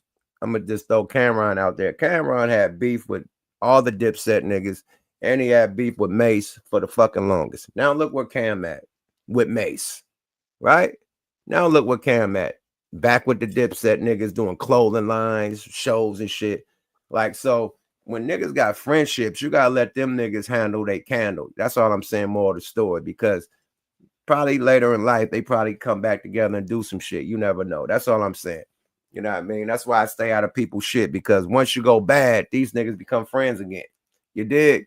You ain't never did that? Like 2 of your homeboys going bad on each other. You chose the wrong side, and them niggas got back cool again. And this nigga got cool and told him all the shit you done said about him. Now y'all not cool? That type of shit. Yeah, that's why I got to shake. That's why I had to shake and bake. Shake and bake. You gotta stay out of niggas' funk, man. Period. Let niggas, you know, handle their own candle, man. Period. Straight up. But now they want to fade. He said, I thought Jim Jones wanted to fade with Cam now. You know what I mean? But they done got back together since. I mean, before then.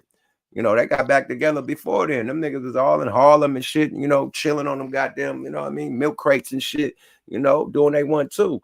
Pulling out the Lambos and shit, and foreign cars and shit. Everybody got their jewels out, niggas. It's a money play. Yeah. I mean, they could, yeah, it could be a play to where niggas could stream up some beef and shit to make some album sell or whatever. You never know what it is, because I don't believe none of this internet beef shit now. Niggas be calling plays. I definitely don't believe it. Especially when every time Charles White come on there, him and goddamn what's that nigga name? Hey, do dirty. What's that nigga name? Man, his manager, man. What the fuck is manager name? It's a play. It's a play. What's that nigga name? Do dirty. He was on this motherfucker. Blueberry. What's the nigga name? Blueberry. Oh wow. What's the nigga Charles White manager name, nigga? Ain't in the comments. Dewberry, nigga, Dewberry. I knew I was close, nigga. Dewberry, nigga. It's a play. It's a play. So ever since Dewberry said it's a play, nigga, I know it's a play. It's a play. All right, my nigga Dewberry. I got you. Nah, niggas be faking it to make it, man. Period. Straight up. Faking it to make it. Let's get MJG in this motherfucker, man. MJG, what's happening with the boy? Oh. What it do? What it do there? What's up, Chatterant? What's happening? Man, fuck with it, man. You got 90 Jake on there talking crazy. Yeah, trying to say Larry Hoover got the coat on his back, man. I can't even throw that word towards the old man, man. I'm just gonna say he's saying from a newspaper. From a newspaper. From 57 and shit, man. That's blasphemy, man. Like, some people shouldn't even be able to talk. We've been through that. Him and Atkins the same way. But now he talking about somebody that ain't even in that life no more, nothing. And you don't even know nothing about that man. Dude's fucked up, man. Dude's just fucked up. I can't even say nothing either, because I'm, you know what I mean? Dude is a political prisoner and shit, and he just that. But then he come on talking about he know what blood really mean? Did you hear what he said that man? In prison? He's a prison blood too? Put a band-aid on him, man. If he bleeding, if he a blood like that, man, put a band-aid on him, man. These niggas is fake. Yuck. Hey, them politics is real serious, man. I live in LA. I know them politics is serious, and they got different politics on that politic. Like, it's different sections and shit different divisions of that shit, and it's deep. So yeah, them politics ain't for no play, my nigga, period. That's why I'm like, hey, you know what I mean? I respect all the politics, because I got people from all the politics. I got loved ones from all the politics. You know what I mean? I fuck with it, that side, this side, but you know what I mean? No sides is beefing with each other, of course, because that throw me in the mix. But I got people from all sides. You know what I mean? I got people from Chicago, them politics too. You know, I got people from New York, them politics. I got people from down south, them politics. I got people from LA, these politics. And I'm from the Yay with my politics. You feel me? So Yeah, I just stay out of niggas' politics, period. Because all I could talk about Bay Area shit, like real hands-on, like, hey man, this whoa. Real specifically Oakland shit and 6'5" and 6'9" Deep Ville East shit. Oakland. Yeah, deep East Oakland shit, man. Other than that, Deep man, East LA Oakland, man. politics and Chicago politics, man. I would just say this, man. If you didn't hear that coming from the politics, man, don't believe it. Because if somebody from that, you know what I mean, if somebody from the politics ain't talking that shit, then why is this, you know, culture vulture talking that shit? You know, I land my plane with that one.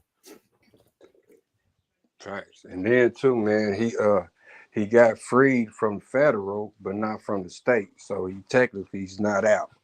So and right. I seen parts of that too, and I was like, man, some No, of because these Trump can't do the state. That's the governor now. Now right. he's putting pressure on the governor. You know, the governor got a problem with Trump anyway. So they been going at it. So now he putting pressure on the governor, like, okay, nigga, if you don't free him, nigga, you might not make it your next term. Period. Because it's on you now. It's on you. Get fired. Yeah, it's on you, man. Nobody gonna vote you in after this. Like if you just let Larry Hoover and you could just say, hey, go. Yeah, they ain't fucking with him next term. So Trump is a sneaky motherfucker. He playing a big game of chess, my nigga. Period. And then that Ray J, man. Yeah, I don't even think if it's true, like you know what I mean. I got in when you said, how you know, like you was there and he talking about the bicycle and everything. Was you watching him? Did you hand him the butter? Why, you know what I mean? You knew everywhere where they put it, Ray J. Play by play. That's all I had. That's the only thing I had to say about it. Like, how you know so much details unless you were there? Like back in the day, right? You know what I mean? Like in the 90s and shit, before I got married and all that shit, you had groupies, right? Dude go to his room, I go to my room. All we know is that a nigga fucked a groupie. I don't know the details that this nigga did with this groupie, whether he had the handlebars, whether he got a stick of butter and put it in. I don't know none of the details, right? I don't know how he fucked her or how, you know what I mean? How he liked to, you know what I mean? Whatever. I don't know because I wasn't there. I know he went in the room with a bitch and he knocked her down. Period. That's it. How do you know the intimate details, my nigga, if you're not in that room? Unless he told you, came out here, man. You know, I did that. Unless you, other than that, nigga, how? You been knowing, you know what I mean? And here Man, we go. niggas was fucking hella groupies back in the day. I don't know none of the details. He ran her. Cool. Man, you know what? I did that. No, I don't know none of that shit.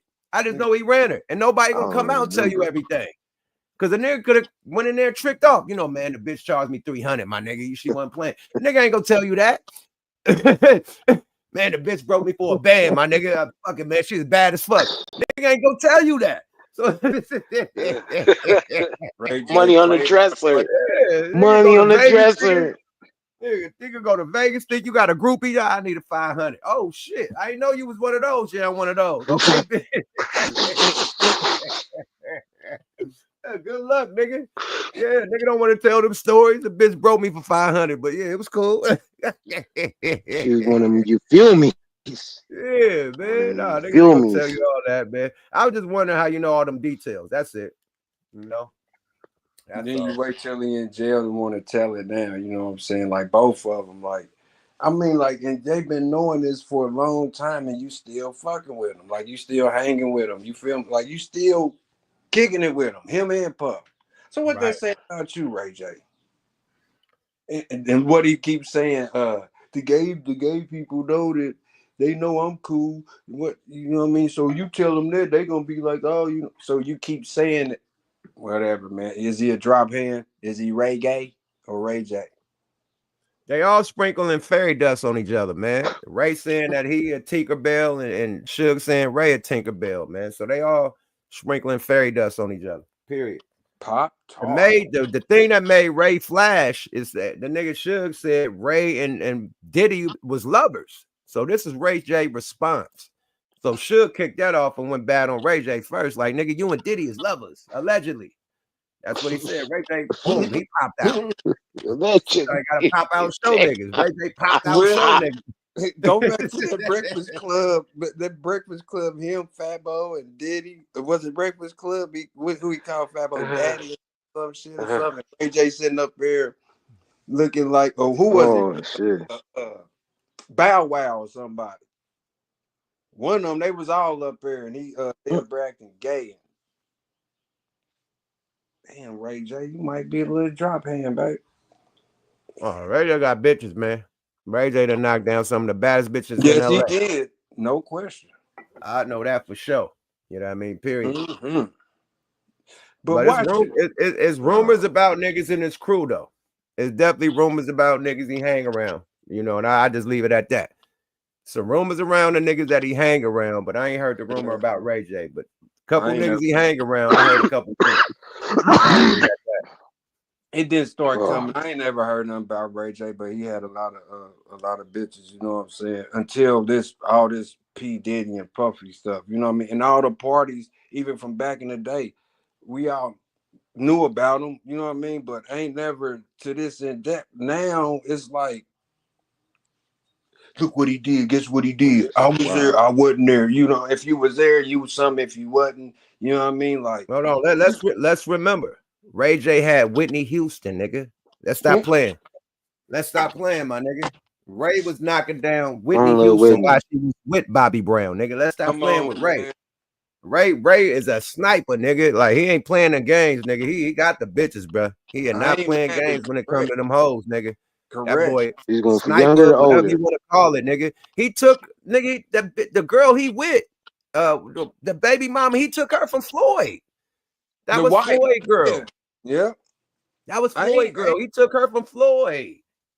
Ain't no question about that. Man, Ray J took that, what's her name? Asia China. What's her name? I forgot. Good. Somebody put Ray J baby mama name in there. He took her from Floyd. Yeah, don't play with Ray J. They getting passed around. They getting passed around. And he had Kim K. Man, leave Ray J alone when it comes to them hoes, my nigga. That boy batting record is that boy hit batting like 1,000, nigga. Oh, Princess. Yeah, he that's took her name. He took Princess from Floyd. Well, why Suge on him like that? And we all know this nigga keep hoes, you know what I'm saying? And then the way he's saying it, like Puffy and Ray J is whatever. You know what I mean? Then Ray J coming with these details, man.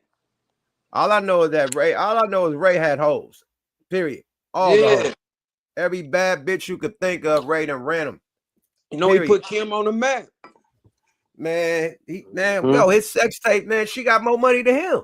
Yeah. Because of how he did it. Come on, man. Yeah, Ray had the baddest bitches in LA. Some of the baddest, if not the baddest, besides, like, as far as a nigga from LA. This nigga done ran through him. Like Nipsey had Lauren London. That's the only celebrity you heard he had, nigga. Ray done ran through all the celebrity bitches. You name them, Ray done had them. He hit it first. Yeah, Ray hit list is crazy. Good luck with that. Like, but he got about a one Tinkerbell. Like they said, it's a Tinkerbell, one Tinkerbell around him, one or two. You know what I mean? But Ray is batting average. You can't put that on Ray. Period. That's crazy for Suge to just bust that out, man, like that though. You know what I mean? Ray ain't playing with these bitches. I tell you that. No games with these hoes at all. Period. Ray always had the baddest bitches. Straight up. But you know what they say, the drop hands be with all the bitches though. That too. When I was in junior high school, all the drop hands had to click it. They hung with all the bad bitches. All the bad bitches. Yep, they did their makeup, did their hair, hella shit. Them niggas, they knew how to dance, teach bitches dance steps. They knew all the shit. Period. I knew. Once you became grown, and then your girlfriend got a crew that hang with the gay, the rainbow nigga. I can't say that word on why, but hang with the rainbow nigga. Now these niggas is the hookup for the credit. Get your credit score right, the credit card hookup, the check scams. These niggas are the white collar crime gurus, nigga. Oh man, these niggas are busting checks, nigga. These niggas is getting money. These gay niggas run it up. You like, okay, gay nigga, man. Yeah, man, come on, man. What I gotta pay you to fix the credit? You gotta go to the gay nigga and get your credit fixed, man. Put some points on your credit. Them niggas got all the scams. Allegedly. Nah, nigga. It ain't allegedly. That's for real. Nah, nigga, facts. Nigga, the scammers is the rainbow. Man, the rainbow community is the top scammers in the game, nigga. What? Yeah, you better recognize that. These niggas go in the mall and swipe everything. Nigga, they ain't asking no questions. Nigga. Tight pants get in. Man, them niggas swiping everything. Come back to the block selling everything half off, nigga. Probably could get it less than half off. Nigga, pay a third for it, nigga. As long as they get that motherfucker off, nigga. Louis bags, Gucci bags, nigga. Hats, bucket hats, nigga. Man, what? You ain't been from the hood before, man. The gay Tinkerbell gonna come through with all the shit selling it. Period. Facts. Out the trunk. Facts. Getting it in. All you think all all the that shit scams, real though, man? all the credit card scams, nigga. Facts. You think all that And shit the real? niggas got the hook up on the flights, nigga. When nigga nigga want to do a cheap flight, nigga. The Tinkerbell got the shit. Yeah, man. They give you one of them passes, nigga. Remember, nigga had the little buddy passes. Get you one of them standbys. Get you one of them standbys, nigga. How you right, nigga? How you put a suit on? You go on this motherfucker. Yeah. Nigga, you pay $50 instead of $500, nigga. You feel me? Sir, you be waiting like a Yeah, speaking of rainbows, man, let's get into some rainbow shit that the labels and did to my brother Pusha-T and No Malice, man. This is some hating ass shit. Jazz, I'm on podcast Damn, right I now. don't know about this. That's cause Malice in church, This is man. You new. feel me? That's cause Malice. You know how he is. You know what I mean?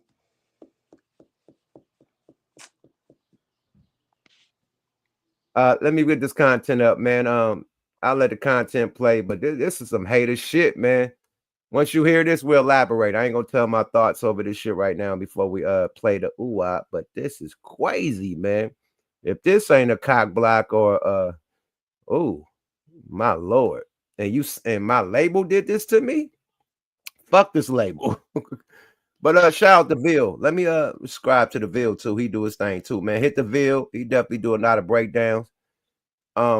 Let's peep it out. Let me make sure to for multiple reasons, but let's get into it so we can see what's going on, because Pusha T had recently did an interview with GQ magazine, and he had spoke out about his relationship with Def Jam and the issues that he had because of a Kendrick Lamar feature. It says here that Pusha T says that Def Jam dropped him and Clips as a group because of the Kendrick Lamar feature that they had. Now, taking a quick look at the album that's set to release, they have this album called Let God Sort 'Em Out. And if you can remember on this channel, I've talked about it a few times.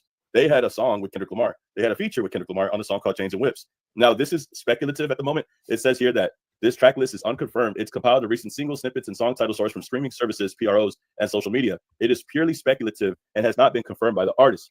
It says that they'll update this list soon whenever they can. Now, the official track list is unconfirmed, as they say, but we could confirm that one of the songs that people had talked about was a feature with Kendrick Lamar. Back to the past, at least in 2024, there was an article that was posted that said Clips signed with Def Jam ahead of new album, Let God Sort 'Em Out, the same album that we're talking about, right? It says here, while Pusha T is already signed to the label as a solo artist, the duo have opted to ink a deal with a storied company after their prior albums were handled by a variety of labels, including Jive and Arista. The deal was announced on Monday, October 28th by Malice on Instagram, where he posted a picture of himself in Def Jam's office, standing in front of a TV that said, Def Jam welcomes Clip. They had removed the Def Jam photo because it says that it's no longer available. I'm not signed in at the time, but I do remember that they were in the office of Def Jam where they had shared that picture. So I do remember when that was first shared the first time around last year. Pusha T had said to Vulture, he said, I think this is where you get the difference between taste and filler. The music is curated. This is high taste level piece of work. You can only have that level of taste when you have fundamentals down to a science. I think it's been definitely missing. Then there's the competitive aspect. So they talk about signing with Def Jam. They've given their opinions. They've talked about the album a little bit after this, after being signed to them, but it doesn't look like it ended there. It looks like it started going sour. It looks like it started going south because of the relationship that Clips and Pusha T have with Kendrick Lamar. Now, the album is expected to come out in the summertime, July 11, 2025. But like I said in the beginning of the video, Pusha T had did an interview with GQ magazine where he had opened up with the fallout of Def Jam. Because the article we just read, it said that he had signed in October 28th, just about 7 or 8 months ago. The fact that he had a fallout with Def Jam back he was signed to them, he had issues. The things that he talks about in that interview, speaking about Def Jam, he said, if you expected the album last year, the brothers sympathized. So did they. Pusha says they felt confident, proud, and assured of themselves when they presented the music to Def Jam.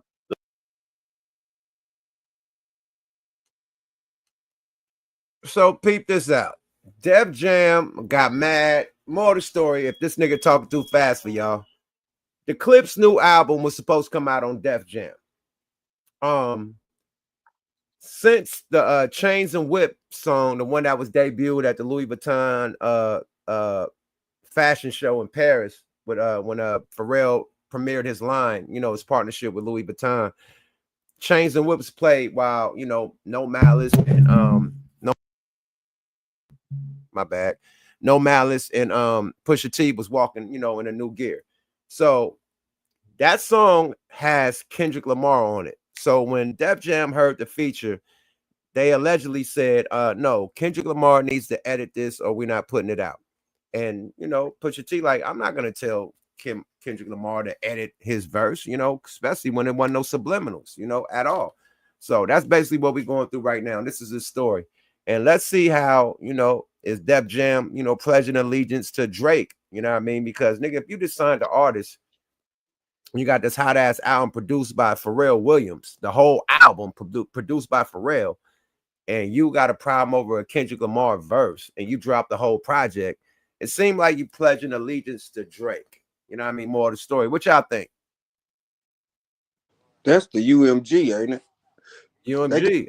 No, it's Def Jam. It's Def Jam. I know. And I think they scared of that lawsuit Drake got with UMG if Kendrick say something. You know what I mean? And I seen that and I was like, that if that's it, I'm just saying, I don't know. I'm like you. I don't know if that's the case. Why would they even drop them for a song? Yeah, it was for the song. Just us for the song. That ain't even nothing. Now, if that lawsuit made you scared, made a label scared, you know what I mean? Like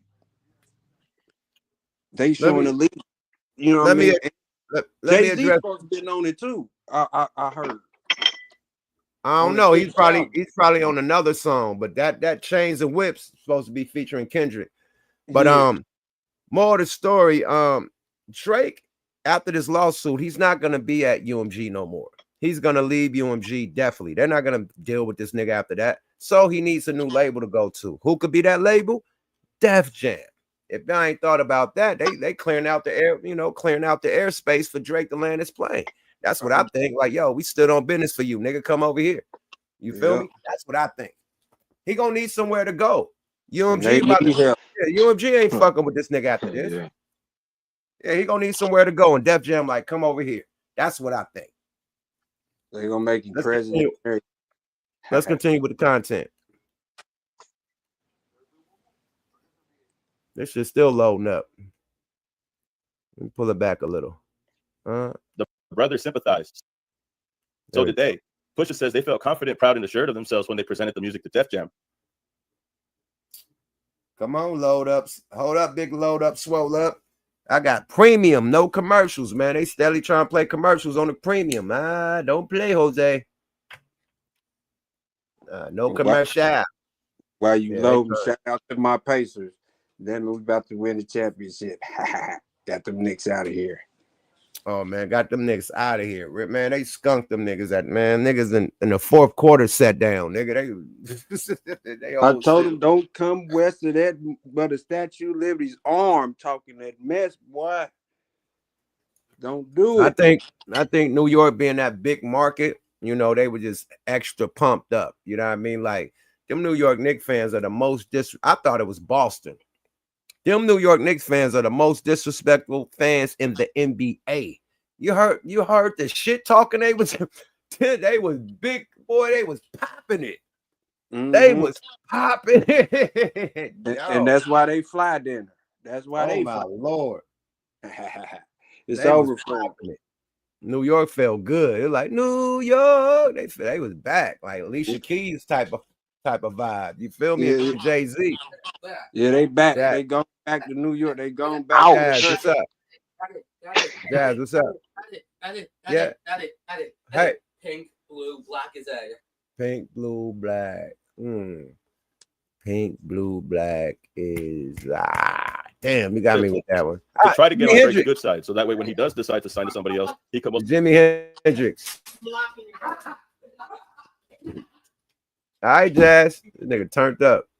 Let's go, y'all. Get to where I need to get it to. Excuse my youngest son. He has autism. You know what I mean? It's all good. You be cooling. You dig? Let's go, y'all. Fair use. Interviews appealing for one last guest verse, and the Twitter jokes that he went to the GNX tour date to physically walk Kendrick into the nearest studio. K-Dot's verse homework has been turned.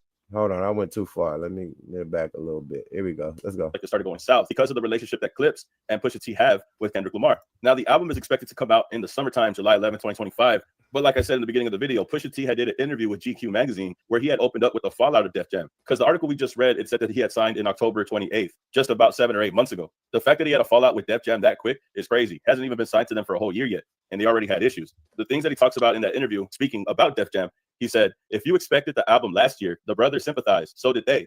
Pusha says they felt confident, proud, and assured of themselves when they presented the music to Def Jam. The label loved what they heard, except for Kendrick Lamar's guest verse on the Thunderous Chains and Whips, the final version of the song that Pharrell teases at the Louis Vuitton runway show.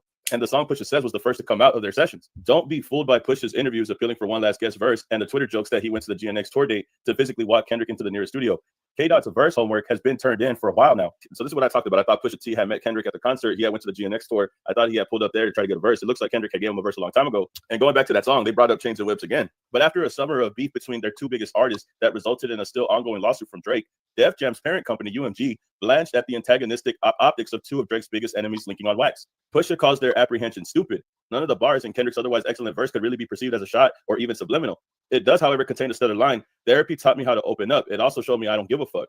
And Genius is confirming here that they're referring to Chains and Whips. GQ interview is labeled here, listed here for the song lyrics in Kendrick Lamar's verse. So it seems like Def Jam is starting to choose a side. Even though Kendrick wasn't throwing any subliminals and he wasn't dissing anybody, going based on what Pusha T said, Def Jam still didn't like. They didn't like that Drake's biggest ops, Pusha T and Kendrick Lamar, were going to get on a song together. Now it follows up by saying that Pusha can barely contain his disgust, recounting how the statement with Def Jam played out. They wanted me to ask Kendrick to censor his verse, which of course I was never doing, he explains. And then they wanted me to take the record off. And so after a month of not doing it, Steve Golly, the lawyer over there, was like, we'll just drop the clips. But that can't work because I'm still there solo. But if they let us all go, sure enough, Def Jam eventually agreed to release the clips and drop Pusha as a solo artist as well, freeing the duo up to the shop for a new home. With a finished Clips album and plenty more music in their pockets, ultimately, Pusha says the endeavor was gratifying. It felt good to even see how other labels were buying for the project. Now, as they teased last week, with a picture in front of the label's plain insignia, they've ended up at Jay-Z's Rock Nation, where they feel fully supported and energized. I think that's the synergy, just in a rap sense, is going to speak volumes, Pusha says of their partnership. So Rock Nation picks them up after Def Jam drops them. Def Jam drops them because they did not want Pusha T and Kendrick Lamar on the song, despite the fact that this song wasn't a diss, despite the fact that there was no subs, according to Pusha T. And I'm pretty sure Pusha T would know a sub if he heard it. But that one line talking about therapy and not giving a fuck, that line really made them feel some type of way is crazy to me, because that doesn't even sound offensive. That doesn't even sound crazy at all for you to be offended. But we know what it is. Def Jam didn't want Pusha T and Kendrick Lamar together on the song. For somebody at Def Jam's team, one of their lawyers telling Pusha T, can you tell Kendrick to censor his verse? And then he wasn't going to do that. Obviously not. Big Killer, hit the link. I'm about to throw the link out, my brother. Yeah, my Rough Rider nigga in this motherfucker, P Killer Tracks. Man, let me throw the link out. I can't have my brother just in there just chilling, man. Talk some shit, my brother. My nigga from the YO, man. Yonkers in this motherfucker. P Killer Tracks. Let's go, y'all. Fair use. And then he tells me, you know what, just drop them from the label. If they're not going to do anything, just drop them. Seems very dramatic, seems very drastic. And it started to make me think, what relationship does Def Jam have with Drake that makes them feel like they had to do this? They had to make this decision. I don't know their current relationship now, but Larry Cohen is a very important individual when it comes to behind-the-scenes situations. Larry Cohen, on trying to bring Drake to Def Jam, the truth is he shook my hand. Now, this is back in 2018. He was on the Breakfast Club, had spoke to them. He had spoke on how he almost inked a deal with Drake while heading to Def Jam. In an interview with Complex back in 2010, when Cohen helmed Warner Music Group after... I can't let that slide. That nigga said Liar Cohen. It's Leo Cohen. That nigga said Liar Cohen. I can't let that slide, man. You gotta know how to say the shit right, man. Let's go, y'all. Fair use. Leaving Def Jam, the exec talked about another situation where the deal with Drake had fell through. Speaking on new artists, many people were expecting Drake to sign with Warner Music. Did it disappoint you that he ended up going with Universal Motown? So it looks like this person, and I think now they work for YouTube, they tried to sign Drake back in 2018. It didn't fall through perfectly, but you could see that Def Jam has been trying to sign with Drake, has been fond of Drake for a really long time, considering that they were trying to sign him a few years back. It only leads me to speculate that they're doing this to try to get a deal with Drake, since they weren't able to get it the first time. The music exec Cohen wasn't able to get Drake to sign back in 2018. We know that Drake ended up signing with UMG. But I feel like Def Jam is doing this so that way they could build some type of relationship or build some type of trust with Drake. Maybe if he signs with them in the near future. I mean, Drake is suing his label UMG right now. And I'm assuming that he's not going to stay with UMG after all of this is said and done. There could be labels out there doing stuff like this, like what they did to Pusha T and Clips, to try to get on Drake's good side. So that way, when he does decide to sign to somebody else, he could most likely sign to them because they've already showed some type of trust or allegiance to him. I don't respect it. Boom. There we go. Exactly what I said, man. They trying to show some allegiance to fucking Drake because they want Drake to come over there. Let's add my brother P Killer Tracks for motherfucking content. P Killer Tracks. What's up with it, Playboy? Yada bang. You can hear me, dog? Yeah, you own this motherfucker, man. You loud and clear, my G.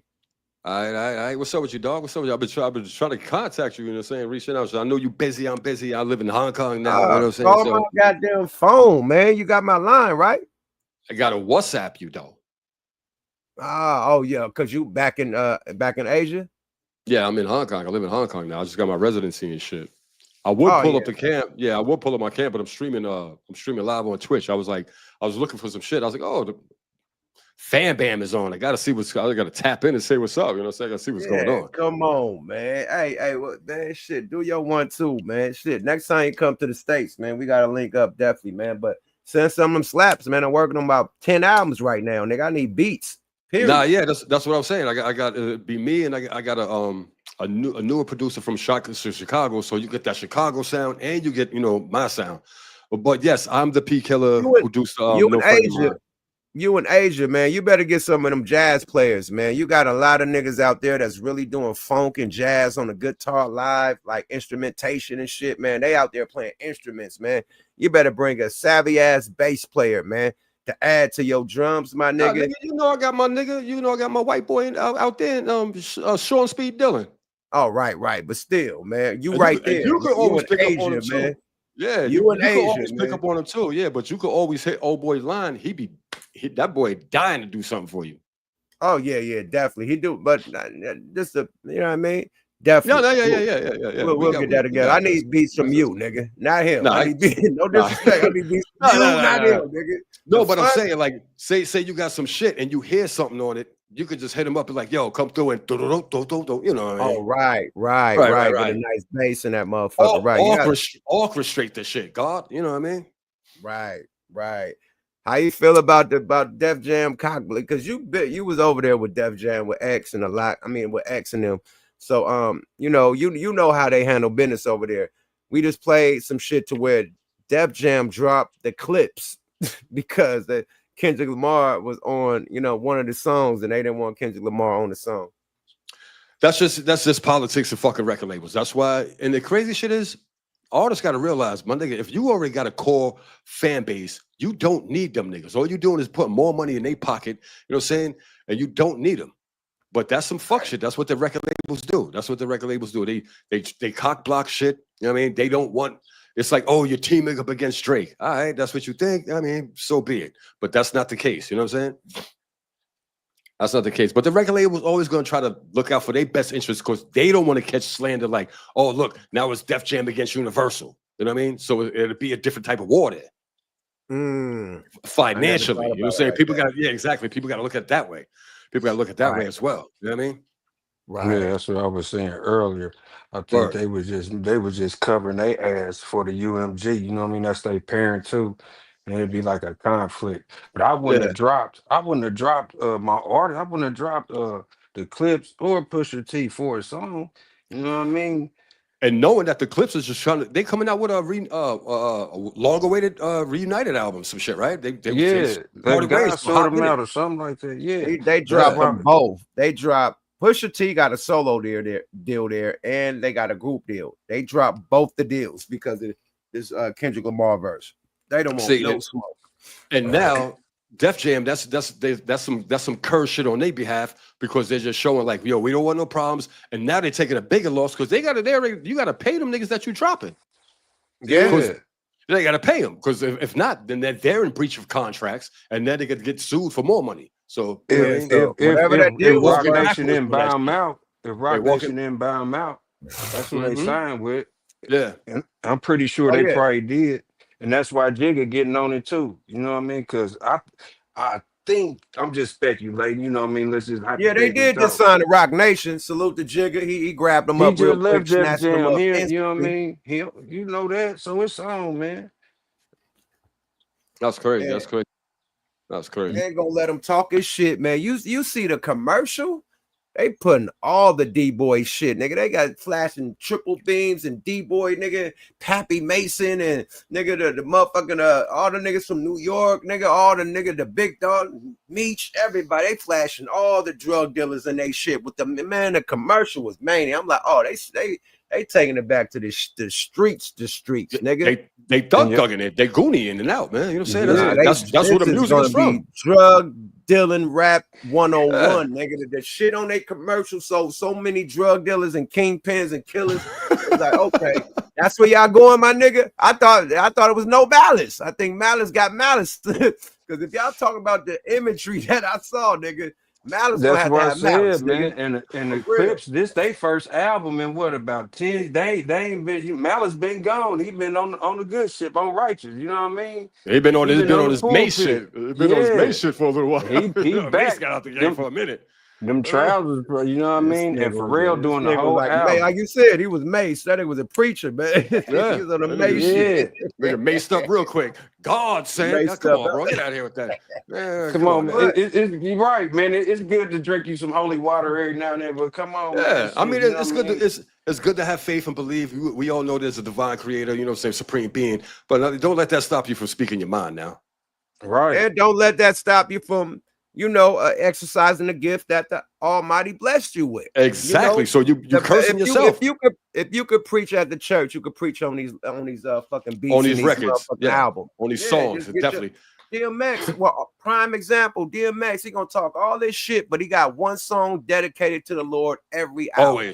Always, every album, right? With a message up under there.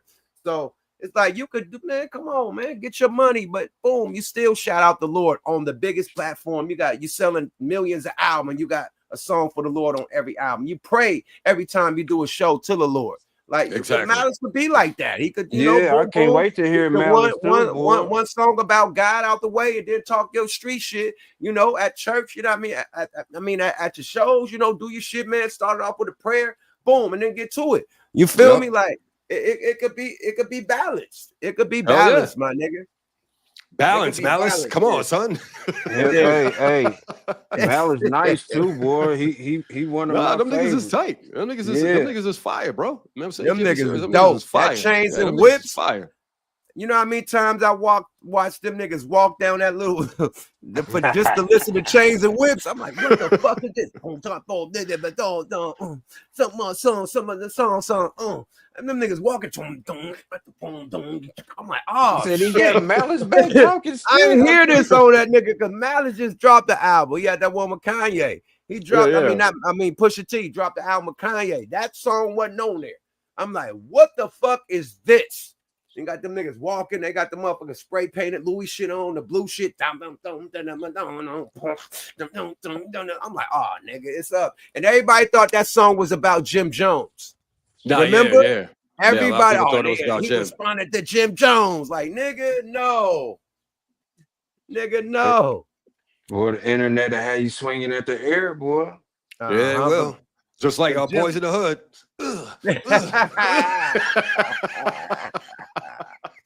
That wasn't no Jim Jones diss. That was a rollout. Let y'all niggas know. They said the album been done since last year. Yeah. Crazy. Nigga, so they been had that up the sleeve. Yeah. You know what I'm saying? That's the music business. I ain't gonna ever call it music. It's not an industry. An industry is where you can retire, pension, medical, all that. It's just a business. I mean, yeah, it's the music business for real. Yeah, it's not like they say, man. Yeah, it's not an industry. An industry is somewhere where you can retire. You know what I mean? Yep. You get your pension, all that shit, medical, dental, everything. Mm-hmm. This is a business. It's called the music business. Period. Yeah. That was called the music industry. Niggas call it the industry. Niggas call it the industry as a whole. Yeah, exactly. You know what I'm saying? When you enter it, it's the music business. Business. Yeah, you know what I'm saying? Just like that title, you know what I'm saying? A lot of people I'm a rapper. I'm like, yo, don't ever claim to be a rapper. Because, like, what do people do with rappers after they open a present or a package? You discard the rapper. You discard the fucking rapper, right? Call yourself an artist. Call yourself an artist because you're being disrespectful to yourself saying you're a rapper. Oh, I'm a musician. That too. You know what I mean? I'm a businessman. A businessman. Yeah, man. You know what I mean? Yo, but Yuck, I hate to cut it short, my brother. I love you to death, dog. You know what Thanks, I mean? bro. Thanks for tapping in, P. Let them know where to reach you at, man. You on Twitch, man. Let them know where to follow your video game shit, everything you got going, bro. Oh, on Twitch, it's the real era _. I'm live right now. You know what I'm saying? Everything else is just P Killer Tracks, every platform. You know what I mean? But Twitch is the real era. ERA. You know what I mean? Because I'm an era of my time. You know what I mean? On top, man. Hey, do your one too, man. Appreciate you tapping in, my brother. Hey, hit my email with some motherfucking slappers, man. Me and Bo working on the album. I definitely need you on me and J Hood album, The Savages. Oh, I need yeah, one yeah. for me and J Hood shit. Definitely want to tap in with that Bo, dog. Obviously, I've been tapping on. I've been seeing Bo on the gram going crazy. Yeah, come on. And then my nigga Bang'em. My nigga from Silverback Gorillas G Unit. My nigga Domination just got out. Boy, okay. Oh, he about to go many, nigga. Domination. So we probably need some tracks for Damo too, man. My dude, my homeboy Reem is helping with the management and shit. So definitely need some shit for Damo. You know what I mean? Just send some packages, man. So I get to email the motherfuckers and get to work, man. Nah, yeah, for sure. I mean, you already got 10 years of just things just sitting around. So I'm just gonna start formatting and arranging everything. Thank you, my brother, man. You And have a blessed week, my nigga. Love you, bro. Love you, bro. Peace. Yada. Yeah, that's my brother from another mother, nigga. P motherfucking Killer Tracks, nigga. You feel, man? P Killer this motherfucker, man. Hey, man. Me and that brother, man, listen, we done been through so much shit together because he was living out here in LA and Cali, man. So, yeah, that's my bro, man. Like, we done been through a lot of shit together, man. And we both Libras, you know what I mean? And I met the nigga, you know, on production on fucking my album. You know, he did Puff and Lie. You know what I mean? Yeah, we went out to Yonkers, man. You know, the Rough Rider Studios to do that, man. So my manager was Uncle Ray. You know what I mean? DMX's uncle, who also managed DMX at the time. So he brought me to New York, you know, to get the beats with Dame Grease, P Killer Tracks and shit. So he tapped me in. I was in New York fucking with it. Harlem and Yonkers. In the studio, all my ice on by myself, you know what I mean? With a badass Asian bitch with me. Niggas can vouch for that. Super bad. Before Kimura, nigga thick, man, bad as shit records. You know what I mean? Doing my 1-2. But yeah, man. Yeah, Pete, that's my brother, man. That's my brother, man. But I think I want to play one more thing before we get up out of here. Let me see. I think I got one more thing to play before we get up out of here, man. Because I know niggas got it. The lunch break is over. Niggas gotta get back to what they doing. But one more thing that I forgot. What? Dun, pussy T. Fucking paper. Oh, boom. Let's hear what Joe Budden and them gotta say about the Cardi B and Offset shit. I forgot to play that when I played the Cardi B and Offset shit. But let's go, man. I want to hear what they gotta say because, you know, some people feel different. Some people feel different, man. You know what I mean? Let's get it. Fair use. Divorce, and no sign that we've seen said it's been a friendly one. No. Then what do you? Let's get straight to it. Distinguished fair use. Who has a controversial take on this? Now, in pre-production, we all agreed. Get paid, young nigga. I don't know, Mel. Mel, you agree with us too, right? No, you're such a liar. Nobody agreed with that. Well, yes, we did. No, I think we all. Everybody did. Wait, hold on. Wait, what? Everybody Get paid, young man. Okay, I'm alone on this island. Please tell me your argument for why he should get spousal support. You don't be listening to my free bro. She's definitely not. Anyway, go ahead. Yeah, but no, I'm asking. Like, please present the argument why he should get spousal support. Usually, the person asking for spousal support actually fucking needs it. You know, this is usually a circumstance in which there's one person is like the breadwinner. Yo, you're wilding on the internet. That's it. Yo, you're wilding on the internet. You're doing a lot. She's wilding by trying to, you know, continue on with her life. To him, you're the mother of my children. You're wilding. Allegedly, you cheated on me while pregnant with our child.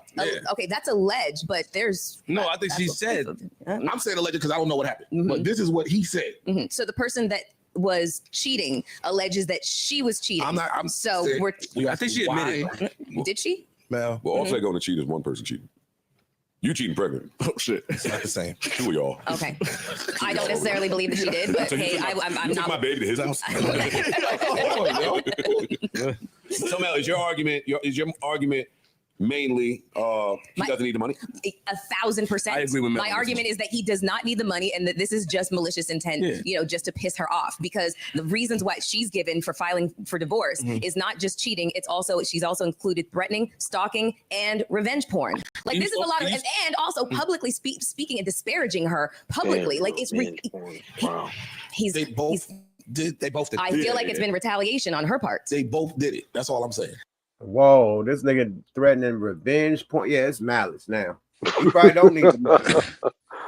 Revenge porn, like whoa. Hey, if you can't, you gotta be able to dish it out. If you can't, you gotta take it. If you feel me, what the hell? What is revenge porn like?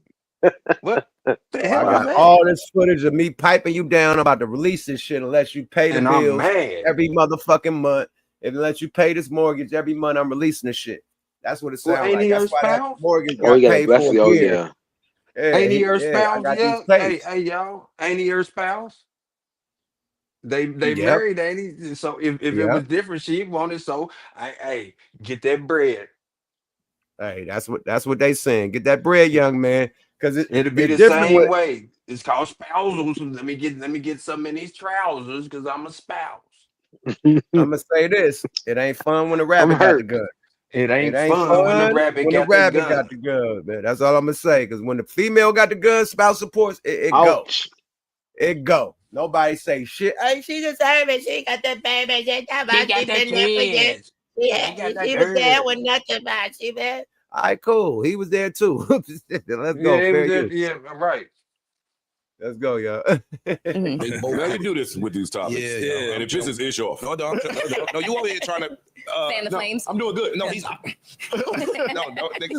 put your Superman eyes over there, bro. No. I'm trying to burn. Yeah, no, you over there looking like. But I could tell when something is like near and dear to me. I'm not gonna say triggering. No, it's not triggering. It's just like I can just look at the situation and just say, like, he's professed how much he loves her, but I mean they're both young. They're both young, famous, rich, How and do you shit feel like about that. it if it's just lawyer games? Like if what he's saying is true and it's in response to how this is being litigated. Like what if some of the claims that she's making are not true? Outside of we've seen some of the infidelity stuff, but some of that other stuff, we don't know if that's true. That could just be. I think that saying that he sent a video of sexual activity with her to another guy, like revenge porn, that's very specific. You know what I'm saying? Well, she then hit up one of the girls that allegedly that he was fucking with some tea. What was the tea? Listen, I'm not Can't get into that. too much in their business. Do you feel like, Mel, that if somebody is well off, they should not ask for spousal support, Absolutely. even if they're man or woman? Absolutely, 1,000%. Remember last episode, I'm the woman who said I would want a prenup. Yes, you know what I'm saying? So, yes, absolutely. So they both are, exceptionally rich, like maybe even wealthy at this point. That's who. But and his levels too. What's exceptionally rich? He's worth 30 million. She's worth 100 million. That's what's being reported. Okay. I think, that is still. Hold up. If I'm worth 30 million, what the fuck I'm having a girl pay my motherfucking mortgage for a year for? Like, hold on, man. A year? The math ain't mathing, my nigga. Not math. Math. Yeah, the math did offer. He did. That man gone. No more than about 10, 15 bands a month, if that, in Atlanta. About 15 bands a month. It'd be like 25 bands a month out here in big ass mansions. You got one in Atlanta, nigga. It ain't probably no more than 15 bands a month, my nigga. If that. 15, no more than 20 a month, my nigga. No more than 20 a month. If you value that 30 M&Ms, my nigga, bruh, you don't like, come on, bruh. He gotta get his hair done. Come on, my nigga. He gotta keep his hair up and he gotta keep it. Shaniqua right. Halle Berry is cashing her ex out, but her ex ain't on the level as Halle Berry. This nigga has just a lot of money, not as much money as Cardi B, but he has a lot of money. Allegedly. I don't know, his lifestyle up. He gotta keep his lifestyle up, yeah. He gotta keep his hair braided. You feel me? His bell bottoms bailed. He gotta keep his pants long. You feel me? This shit is wild, man. Let's go. It was Papoose. First, it was Papoose and Remy Ma. They putting all they shit on blast. Remy talking about he the brokest nigga. He talking about he had the 1.5 when she went to jail. He paid all the bills while she was locked up. Like, I had to get a new crib right by the jail so I could travel, all that shit. So they putting all their dirty laundry out there. Now you got Cardi B there who don't give $2. She going crack. I paid that bill. Fuck myself. Nobody. The kid. Okay. Like that bitch went crazy, right? Come on, man.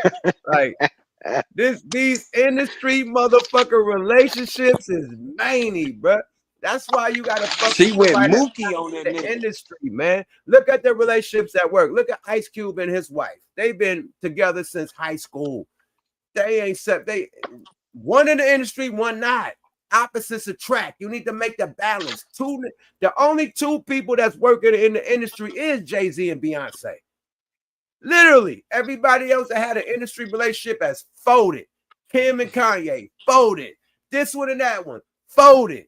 Cardi B and Offset folded. Ray J and Princess Love folded. I don't know what they. I don't know. Folded. Papoose, that nigga, they the black love. How the black love fold, nigga? This is black love. We like, You God forgot damn, about Swiss Beats. Swiss Beats and Alicia Keys still kicking it. That's what's up.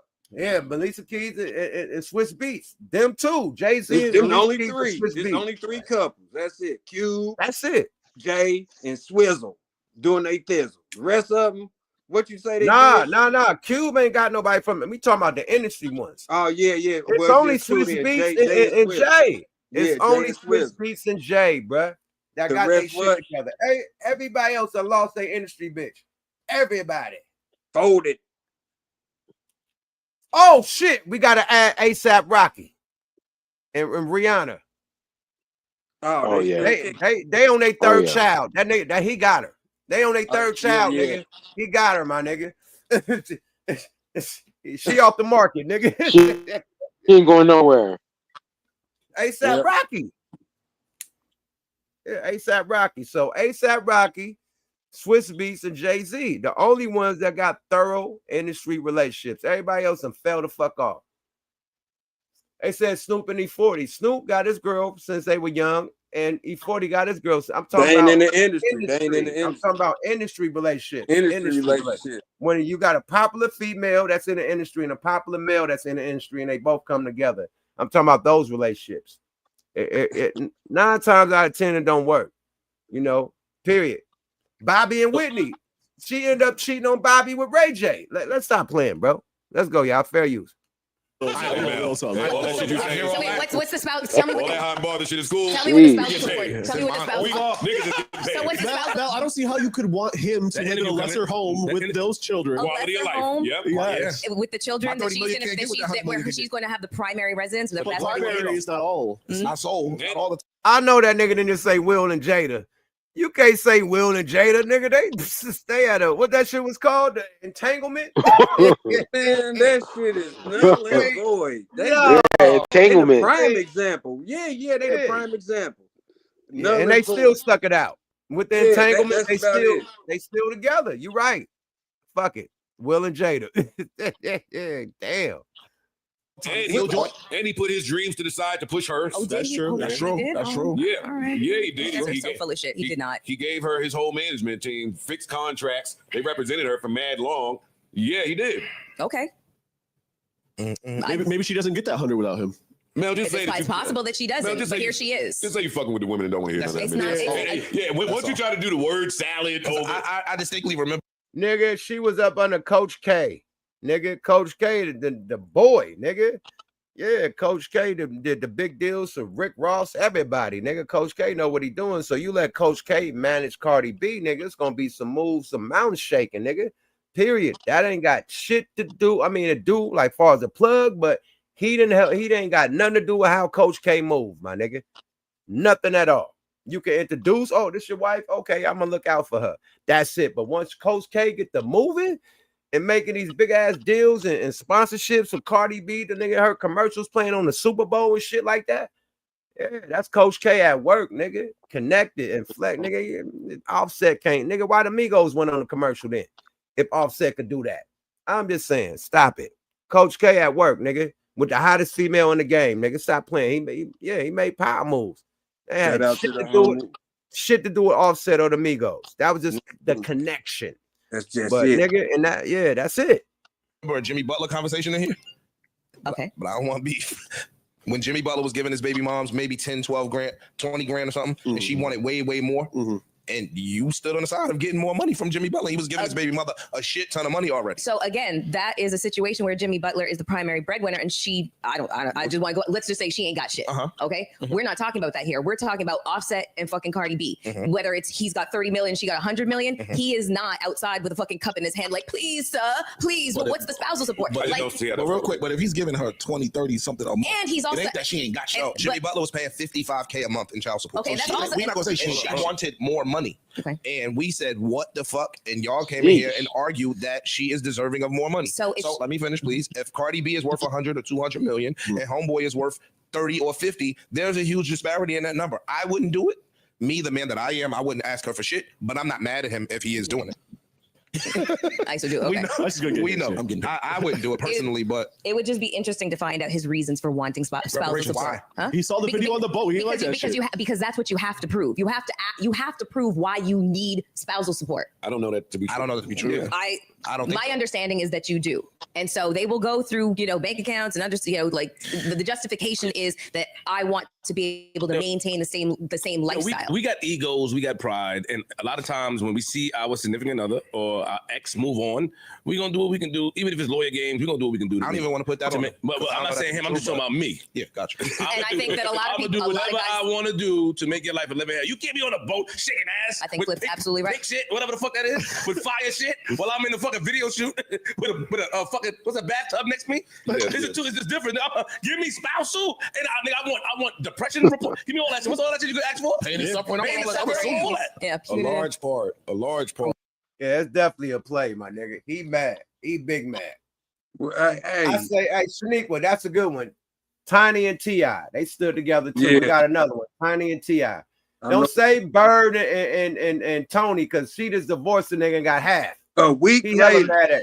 He hella mad at Tony Braxton. Bird a week later and got half. Got half. I'm talking about half fiance.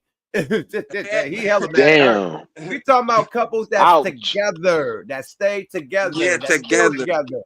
We ain't talking about glue. we could name hella relationships. We talking about that's together still to this day. Yeah, like don't throw no motherfucking Russ and Sierra. I mean, that's good. They Russ and Sierra. That's dope. Music, football. We was talking about music though. We was talking about music. Because her future was the past. Yeah, that qualify. I mean, hey, it's what it's industry. Let's go, y'all. What's your flip? No, he's absolutely right. He is absolutely right. Well, if you recognize that he's absolutely right. But she said it's wrong. She said, even if I'm right, that's wrong to use that as a way to get it because you have money already. Oh, no. That's because your ego's been fucked with. Yes. You know what I'm saying? And that's malicious. That's a malicious. No, you're fucking with it. It's not my ego just so happens to be fucked with. I see what you're saying. You're actively fucking with my. Let me just land, please. We do that a lot here. We can't talk and listen at the same time. Just rock with me. It's good talk. A large part of separation is managing emotions. Okay. Not just yours. Sorry to break it to you. Unfortunately, I've gone through this. Listen to your maturity, bro. Well, I've gone through mediation before. Listen to your maturity, bro. And I had emotions, and she had emotions. And I had things I wanted to get, and she had things she wanted to get. And no matter how much emotion was in it, we had to find a way to navigate through that. If you know you're going through divorce, and no sign that we've seen says it's been a friendly one, no, then what do you think is going to happen when you parade around town with the beautiful football player on the boat at the Met Gala? Y'all not just running around. This ain't like me and my ex breaking up and then she go to X bar with some new nigga. She go to Yo Tell. Yeah, she had fucking Papacitos with some new nigga. This is a different level. There's levels to this. Absolutely. Basketball games. This is friends holding hands. We popped out intentionally because it was rumors before that they were seeing each other. He said the rumor. Yo, it was here. It was there. It was this. Nigga, now it's Fashion Week. Shit, they was at Girls Love Karaoke. I got the fuck out of here. They came and sat right at the table. Yeah, I ain't with all that superstar shit. But that's what I'm saying though. Being at Girls Love Karaoke is not the same thing as popping up courtside at the Knicks game. True. Holding hands as you walk into the holding hands while saying. Hold on. Boo this man. Let me put this motherfucking comment up there. Let me put this comment up there, man. Buddhist man. He said he wrote her. He said Offset wrote Cardi B whole first album. Sound like Papu. Sound like Nigga, Papu. no, she got writers, my nigga. The same nigga that wrote Bodak Black wrote her album, nigga. Yeah. I heard this nigga talk about what the fuck is he talking about? Buddhist man. Oh, he wrote her first. I ain't never heard this nigga wrote her album. The nigga that wrote Bodak Black wrote her album, nigga, and he started writing for somebody else, and she got mad. That's what I heard, right? He started writing for Megan or something, one of these female rappers, and then she got mad at the nigga. That's what I heard. How the fuck did he write the whole first album, man? Like, come on, get your facts right, my nigga. Buddhist man, like, get this nigga out of here with this fake ass like news, nigga. Like, stop it. Maybe he talking about the Yeah, album I mean, they was together. You feel me? They wrote an album together, a song together. I don't know about her first album. I don't know about that, but maybe when they got together, that shit she did. You feel me? Where she was doing, but not her first album. Nah, Buddhist man. Cardi B got her own swag, man.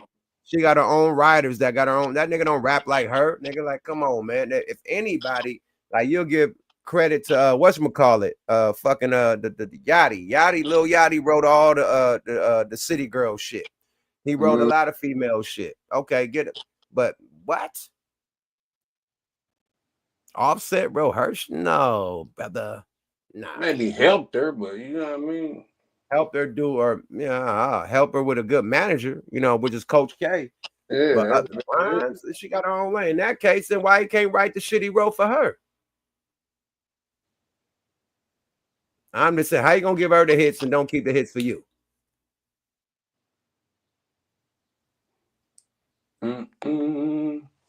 Like I said, man, he probably helped her a little bit. You know what I mean? But as far as all that, nah.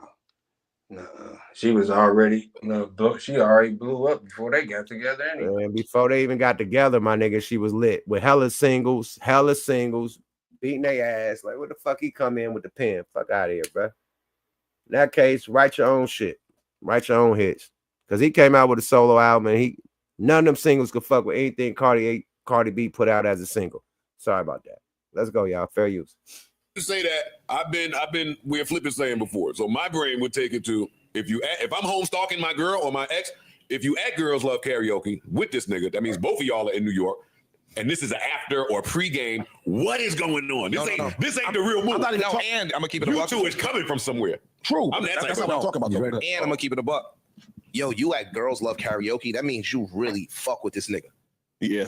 Like, you at the Knicks game, that could be for show. That's like some superstar shit. Right. My nigga, you down at the motherfucking cheese steak spot in the hood. You fuck with that. When it comes down to fucking with my ego, like y'all was saying, bro, you popping up at these places, Met Gala, etc., that's gonna get national coverage. That's true. It's different than you at Girls Love Karaoke, where niggas outside of New York don't even know what that is. And you popping out with a nigga that do all the same shit you was complaining about with me, if not more or worse. That's what it don't matter. That's what a man says when he's sitting at home. Lost his whole family and now got time to think about the grievances that she laid out. Now we watching your next move. We be scared a little bit. Maybe she gonna find a good man. Maybe she gonna find somebody that don't agree with my way. And you go out and fucking. Yo, that's step one. That's true. Because then when you see who she with, you know how he move. Oh, it's coming again anyway. And he's sitting there like, he gonna do the same shit. Y'all broke up and she ran the fucking Houston for James Harden weekend.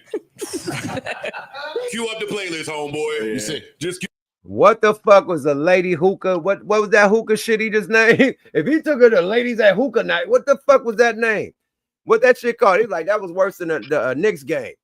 What was ladies hookah? What was the name of that? Nigga, he had Cardi B flow seats at the Knicks game, totally disrespecting, doing this one too. And you talking about hookah night with the ladies? It's more disrespect. This got to be popping. Hookah, whatever that hookah night. It been a rap. That wasn't no hookah. That was they was on that pink shit. You seen that pink shit they had on the boat? Hey, bro, did you see the picture with her on her knees, like on his pants like that with her tongue? Come on, man. Hey. Hold up, big swole up. Hey, it's a rap. You better go be a passport, bro. You know what I mean? Offset. You better get off the set. Quit I playing. ain't never seen Offset at a picture like that with Cardi, nigga, when she licking the pants. That was wild. Maybe in a video and then cut. Oh man, nah, I ain't seen that. You probably licked the nigga cheek or something. I ain't seen him lick the nigga private part through some pants, man. No Frank Ocean, no Diddy Bop, no baby oil. You feel me? But I ain't seen it. I ain't seen it. It's time for Offset to be a passport, bro. It's time for him to go, partner. It's a wrap. You better Nah, go. he got him a baddie. He got him a baddie. They both moved on, you know. Yeah. But I can see if he ain't had no rebound. He just, you know what I mean, in the crib by himself. He Thunderdome and shit in that crib. So he good money, but he just doing this shit to be petty, I think.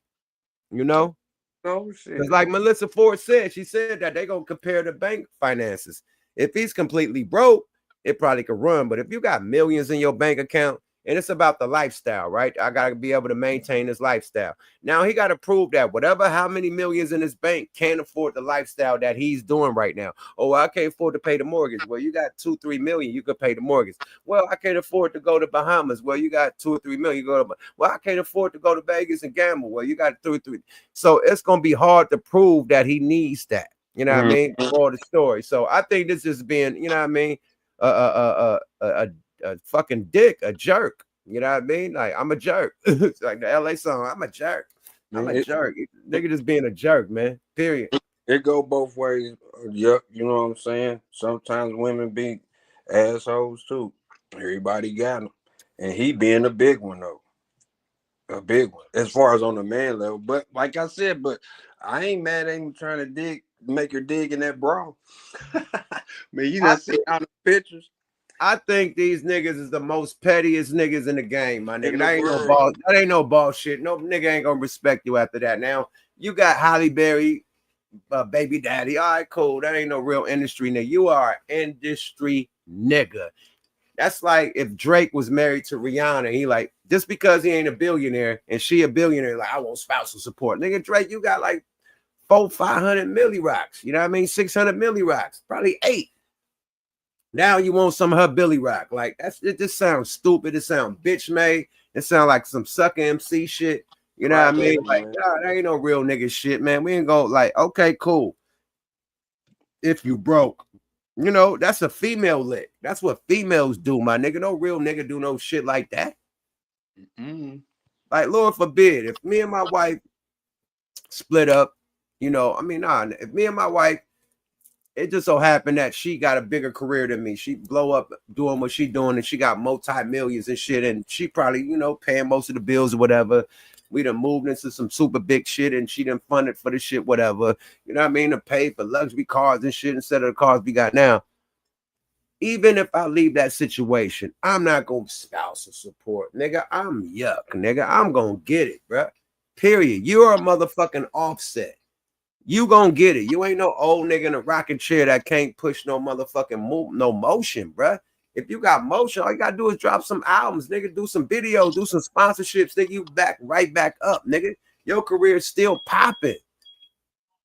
Like, what the fuck, my nigga? Like, I don't get down with that. I can't jack that. I see the lick. I see niggas like, hey, hit that lick, nigga, get your money, because bitches be doing this shit all day, hitting licks on us. But that ain't no player shit, man. Period. No, it ain't, man. But just for the law wise, you know what I'm saying? We know we you know what I'm saying? That's why I said he a spouse. But on some real shit, like, just because you seen her doing that shit, whatever, and you Offset, move on. That's why I said, go get you 2 Cardi B. Go get you a gaggle of them mother. You know what I mean? Like, but if that make you that mad to where, and like you said, if he 30 million strong, like, man, I wouldn't even trip. I ain't gonna lie. I did some petty shit. Being young, we all do, man. Sometimes I did some petty shit to one of my baby mamas, man. And when I found out I could charge her ass for child support, I did, because she was beating my ass. She was beating my ass with child support for so long. Once I could do the reverse Uno card, and I had the child living with me, and they said you could do child support. I said, I can't. They said yes. I said, oh my Lord, run it. Man, I beat her ass with that child. Yeah, man, because that's a vendetta. You know, man, listen, man. If you done beat me in the head for about 14, 15 years with this shit, You gonna do about a year of this shit, man. I only did it for a year and then got her off that shit. But yeah, I had to let her feel it. Fuck that. I had to get her back. Period. So yeah, but that's child support shit. Like if you done paid like 16 years for child support, nigga, hey, let me let you feel this pain, especially when the child live with me. You feel me? And that's just, you know, like just being petty. I didn't need the child support, but once they said I could do it, man, fuck this, man. She done beat my ass for 16 years. There you go. Played with her and took the shit off. Like, see, now you see how I feel. You know what I mean? Now you see how that shit feels. So that was on that part. But this is spousal. They both had money together. They both getting money together, living extravagant, multiple cribs and properties, multiple vehicles, multiple shit, multiple children. Yeah, all the above. Yeah, this is a real marriage, my nigga. So for it to be that petty and you still got to be in a child's life and all that, this is different. You know what I mean? Yeah, like and like them airing Remy and Pap, you know, like that. Now they start airing like shit. You know what I mean? That Remy called Pap's son a rainbow, a Tinkerbell. Then she called him Pon Poos and put that fake picture up with his forehead showing. I don't know if it's real or fake. Nah, that's a real hit. That's that boy forehead. He had that I told you not to bring them kids in here head, man. Man, that nigga got the nigga from RoboCop when he take his mask off. No, you talking about Murphy. He got the Murphy. That boy got that Murphy top, nigga. Yeah, Harlem Nights too. What I tell you about bringing them kids? I said, boy, he went Harlem Nights on Remy. Why you do it? Let's go there. Remember the movie Coneheads? I'm done. Let's get back to the content. You have the playlist. Y'all broke up and it took up 3 days to be at John Wall DC party. Okay. So what part is worse? Yeah, you better cut me off. No, what part is worse? You better cut me off. What part is worse as it relates to you guys, as it relates to men in general? I know y'all are on a monolith, but try and just do the general guy thing. What part is worse? Is that she's stepping out with, can we refer to Stefan as a sniper here? Is that what we would do? I mean, I think what's the male? Yeah. Okay, so I didn't know if it was level is a different. I didn't know if it was like just a woman thing or if it was just like a. He got some kills. Okay, he's a sniper. Navy SEAL. I don't know if he's a sniper. He's pretty. Navy SEAL. Navy SEAL. Navy SEAL. You see him. You see him. Yes, I've got eyes. Yes. Okay, so. That ain't Navy SEAL. I don't know if come up with a Navy fucking SEALs, term you don't see them. That's the point of a sniper. That's what I'm saying. That's why I don't know if I don't know if he's a Navy SEAL. He might be, yo. I think he's one of the young sports niggas that fucking looked up the rappers' girls. I mean, or looked up the rappers, seen their girl. Now that it's his time to shine, he just on a fucking mission, no matter how. Okay, so we're just gonna call him a sniper for now. Okay, is the bigger problem that she is dating a sniper, and so she might have possibly, in maybe Offset's eyes, upgraded, or is it the fact that he now knows that she literally doesn't give a fuck anymore? Because the first time that she filed for divorce, he was able to get her back, and she stayed for several years, and they had another baby. You blazing. But then the next time she files for divorce, enough shit had probably happened. Yeah. Repeated actions that and also weathering the storm of continuous public humiliation. So her public humiliation was while they were married and he was cheating. She's on the outside of that marriage. And is he not the first one to have stepped out publicly with somebody else? And she was a beautiful girl, but nobody knew who the fuck she was. She just happens to be dating a fine ass star. No, it's a slap. That's really what the fucking problem is. When you put all the stuff on the table. So you asked us a question and answered it. And made up some other shit. I did make up some other shit. Well, I mean, Parks did kind of answer I it. didn't. You're speaking for men. No, you did answer it because you said it was the second one. It's a slap in the face when you lay everything on the table and say, this is why I'm leaving this relationship, just to get in bed or get with somebody that does the same exact thing. No, and he said months ago when they first were talking about the breakup, this is who she fucking with. And everybody was like, maybe, maybe not, because they were denying it at first. Right. He knew that early when she was pregnant. He was like, yo, this is who she fucking with. He laid it out there. Don't fuck with a nigga like me. Go get yourself a nerd, a geek, a professor at a college. Go get yourself one of them, somebody cool. Go get a nigga from Starbucks that work by a manager. Something different from Cardi B is not fucking with someone from Starbucks. I'm not talking. I'm just talking about. I'm using me as an example. I wouldn't want you. If you lay on the table, I don't like this about you, that about you, that about you. You're doing this, and then you get with somebody that does the same thing I'm doing. It's an issue. Hold on, I feel like Flip, man. Don't level up on a nigga. That's a lump in the nigga throat, man. When the bitch leave you and with the NBA star of the nigga, the star of the team, nigga, the multi-millionaire, she done left you, nigga. Nigga, your heart is broke. Nigga, then you still fuck with the same bitches that's at the strip club and she done leveled up to a prospect that could be the motherfucking MVP of the whoop. Nigga that got the new $100 million, $200 million deal. Ouch. That hurt. See, and that's why that's Offset. Because if it, you know what I mean, that hurt. My nigga, my little 30 M's ain't shit compared to that. He better level up. Then he better level up. He better go get somebody we ain't never seen. Like she said, like Melissa Ford said too. Like go get another one we ain't never seen. You know what I mean? He can't level up unless he get beat Brianna or Kardashian. That nigga gonna have to get a Kardashian. You know, the young one. She a billionaire too. The one with the Kylie. Like if it ain't that's Kylie, what I'm saying. He better get it together. You know, it's a lot of you know what I mean, Caucasians that like Offset. No, I'm talking about a billionaire, nigga, like the people with the bread, nigga. If you don't get with Kylie Jenner, nigga, but I think she with Travis Scott, ain't she? Yeah, and the other one was at the game with Chalamet, whoever the hell he was. Yeah, so they take it. He needs to go overseas and get a Russian like Eddie Murphy. Nah, I'm talking about a multi-millionaire though. Yeah, they got bread too, but man, he that's all he got to do. Yuck, is level up. I know it hurt. His bounce back ain't looking like her bounce back. That's It all. sure ain't. Boy, because everything bouncing back on Cardi Man, B. that nigga bounced back with fuck it. Even if she ain't got like the same money that Cardi B, fuck it. If you got Meg Thee Stallion, that would have been ugly. Yeah, that would have been nasty work.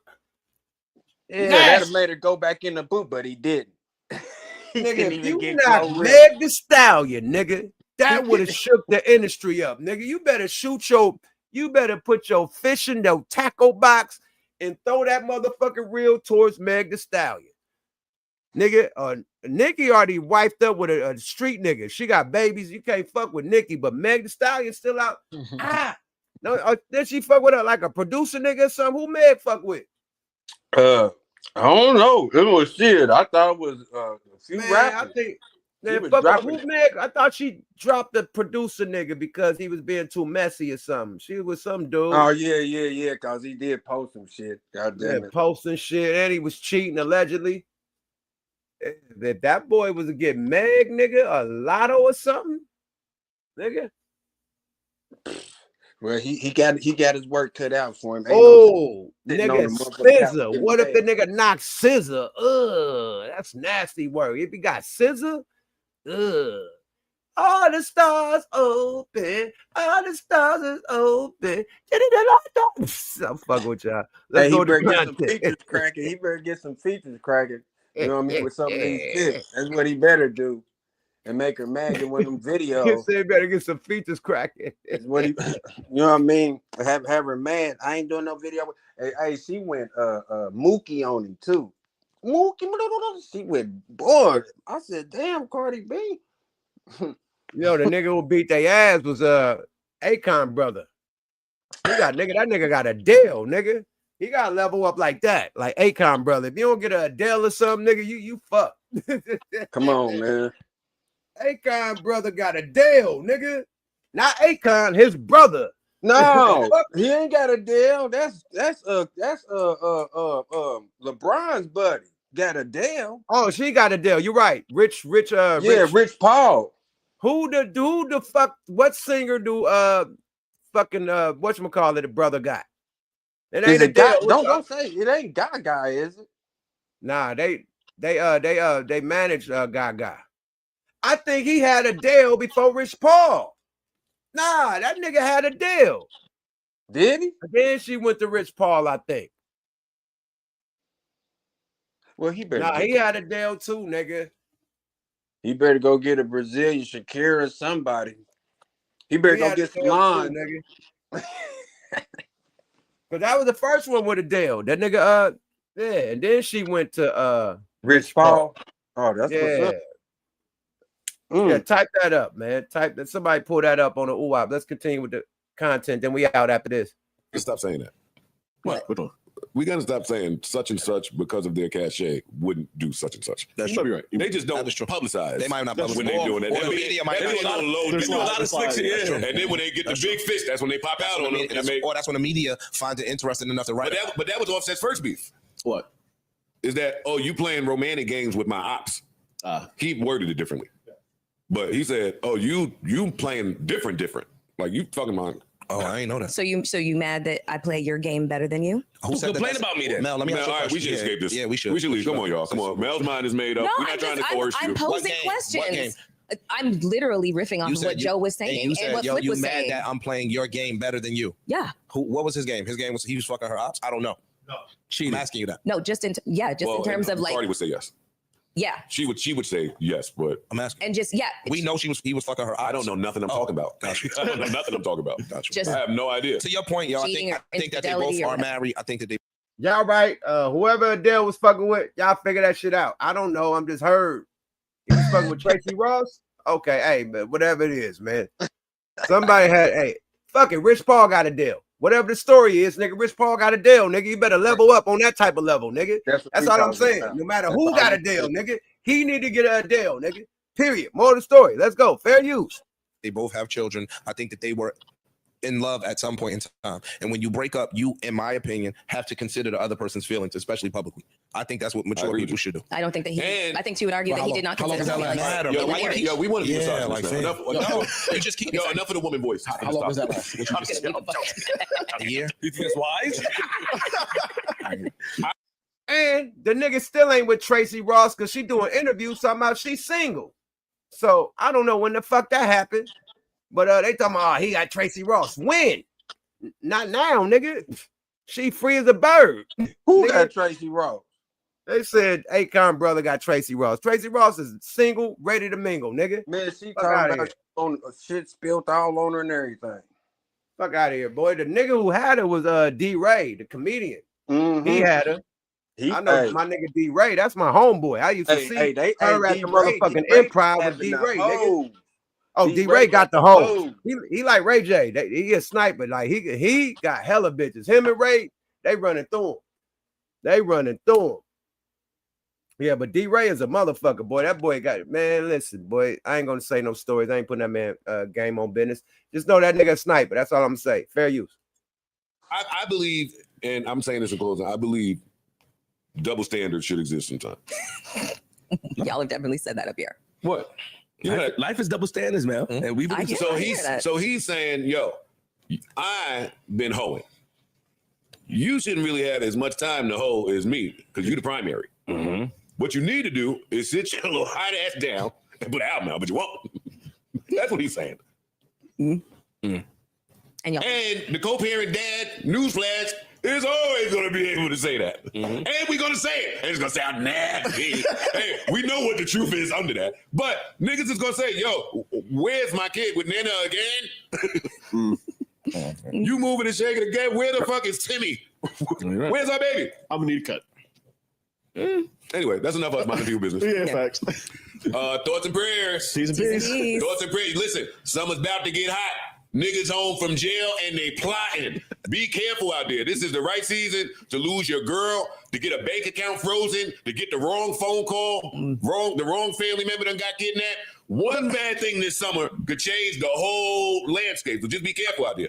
Be careful. Some of y'all did the spring breakup, and now y'all gonna try to stunt fly on your ex for the summer. Be careful. All I'm saying is be careful. I already see it out there. It'll backfire. I'm already seeing it. Backfire. Half of Instagram is doing gender reveals. Boy, y'all was fucking. Y'all killing them shits too. With smoke bombs and all types of grenades. And half of Instagram is the streets. And I already see the girls with their breakup captions in the stories. Yeah. I see it already. Wait, what do they sound like? Oh. What's the breakup caption? You know all of them. It's not on my timeline, I promise. It's not in my One of my homegirls had the new apartment keys and said free at last. Oh, shit. And the same way I think that, and I'm leaving this again because this might be controversial, but the same way. Oh shit! Already prospects? Hold up for a minute, prospects. I'm in my bag, prospects. Hold up.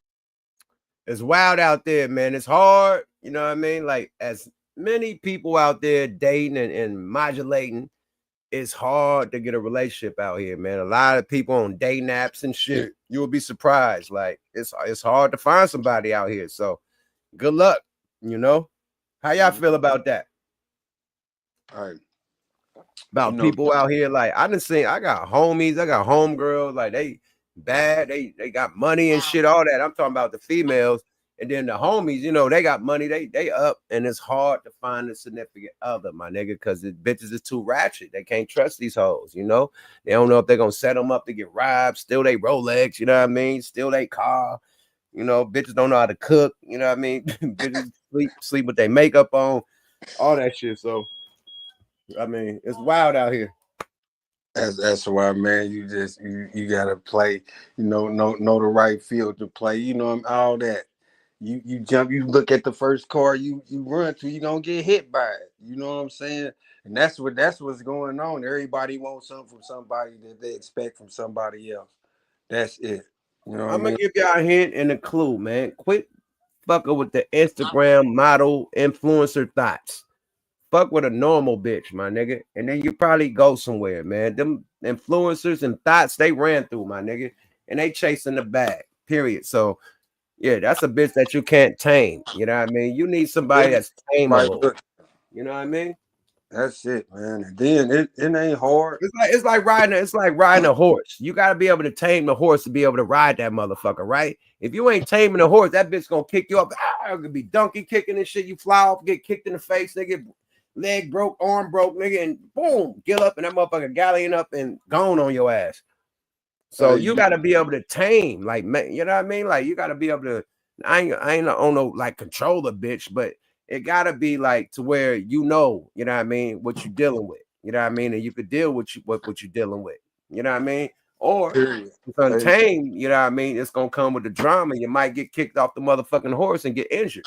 You know what I mean? Rob and all the above. You feel me? So don't trust a big button to smile. That girl is poison. All the bitches with big booties, man. Don't think you're the only nigga that got at her. Don't think you're the only nigga that tried her. Don't think she ain't under no ism, you know, that probably sicked her on you. Like, you gotta peep the play before the play happen, man. Like chess, you gotta be 3 steps ahead, my nigga. How this bad bitches on you out of everybody in the club? Because you got the jury on. This bitch just popped out of nowhere. Let's go to the room. Whoa, that easy? You gotta peep that. Exactly. And then You gotta peep that on the jump. Period. You ain't saying word to the bitch. Hey, let's go to the room. I'm with you. Oh, for real? Okay. Understanding is a beautiful thing. Yep, that's all it is, man. You just be upfront with them, and that's it. At the end of the day, like if people is young and living, it's good to just be single too. Like if you ain't on that shit to where you trying to have a significant other and you out there, you know, working your mojo, that's cool to do that too, because you young and living life. Even the females, if you want to, you know what I mean, live life, you know what I mean, spread your wings and fly away, live life. Nobody's saying that you have to have a lockdown relationship, but once you get older, like in your late 30s and your 40s, the pickings become slim. Especially with the females, because they was hella bad in their youth, and then as they get older, they get more weight. You know, had a baby, you get more weight, fatter. You ain't looking like you looked in your prime. Now it's hard to get the niggas that you really want when you could have locked them down when you had your prime. You know what I mean? So yeah, I'm just saying, like everybody don't hold their beauty forever. Now they want the motherfucker to unbig they back. You know what I mean? Get them booties and. You know what I mean? Liposuction to try to keep that shit going, but yeah, you let it go. Period. So yeah, I'm just saying, man. People live y'all life, man, but it's hard out here for a pimp. That's all I'm gonna say. More to the story. What was I about to say? In the same way. And hold up, this might be controversial. Damn, what the fuck was controversial? Some Cardi also. Oh, you niggas need to go to hell. Now, the dudes that's trapping the girls, because I talk to the girlies. More than anything. I talk to the girlies now. How they trapping them? The dude is she's gonna get pregnant. The dude is gonna say, yo, let's do it. She's gonna say, nah, I'm cool. Nah, let's do it. Come on. Come on, I don't really know. He's gonna say, nah, I'm with you. Come on, we for life, girl. Baby shower gonna be lit. Come on, we believe live in abortions. Yeah. That's they want. That's they want. Believe in that. No, dead ass. We're not lying. We are not lying to you. And then she gonna have a baby. And then he gonna realize and then in 6-7 months, he gonna change his mind. I don't really feel like dudes should be able to do that to girls. That's a controversial opinion. No, that happens. I don't feel like dudes should be able to do that to women. That's fucked up. That is fucked up. That ain't me contradicting. No, I said that's a controversial opinion. Well, it's against dude code a little bit, I guess. In some Because when you in the moment, you want to keep something that's That's just foul. fire. You're like, come on, keep that. We're gonna take it over together. You just say a whole bunch of things that you probably don't mean. Yeah. But you saying it. I also think the dude that says I don't want to be a parent should not be committed to child support. I have some wild thoughts. Speak to that though. As far as this. Speak to that. I want to hit the room. Speak to that. So which one? The second. Oh, the child support part? Yeah. No, just the one that don't want to be a parent. No, the man that says, yo, dog, I don't want to go down this route. And then having to pay child I support. think he should do community service, 500 hours at least. Yeah. That should be a charge. Yeah, fuck that lady whole life up. Yeah, he's taking sex ed class. Nigga, you lost me. Fuck. The guy that trapped the lady. No, he said speak to the opposite. Speak to the guy that she got pregnant and he told her from the rip, yo, this is not what I want to do. And she's like, oh, well, we doing this anyway. Speak to that guy. Well, I just did. I did the A and the B. I told you my thoughts on it. In that scenario, I don't think that guy should have to pay. Yeah. Those are my controversial What should be the repercussions for the woman? I don't know. I'm not I don't know if it should be repercussions. I don't know about that. Right. But I'm not. You niggas that's trapping these girls, y'all need help. That's fucked up. Anybody trapping anybody. Yeah, Because it ain't just a nigga. It's trapping is going both ways. And anybody trapping somebody need help. That's another double standard, though. So women should be allowed to trap, but not men. No, women are incentivized differently to trap than men. So differently, yeah, but some men are incentivized to trap a woman. And those men are probably trapping women. But I think that women are more incentivized. Okay. Women trap niggas more than niggas trap women. Let's get that out there. We heard about a few niggas we could talk about. Britney Spears' baby daddy, salute to him. He scooted off with a bag. Halle Berry baby daddies, both of them scooted off with a bag. Salute. But you got legendary bitches that it took niggas whole wealth, nigga, whole shit, nigga, bitch. Man, listen, man, top to the toes. Legendary baby mamas that ran off with the bag. Bitch wasn't worth shit until she had that baby, and now the bitch is a millionaire. Big shout out to Scottie Pippen wife, ex-wife.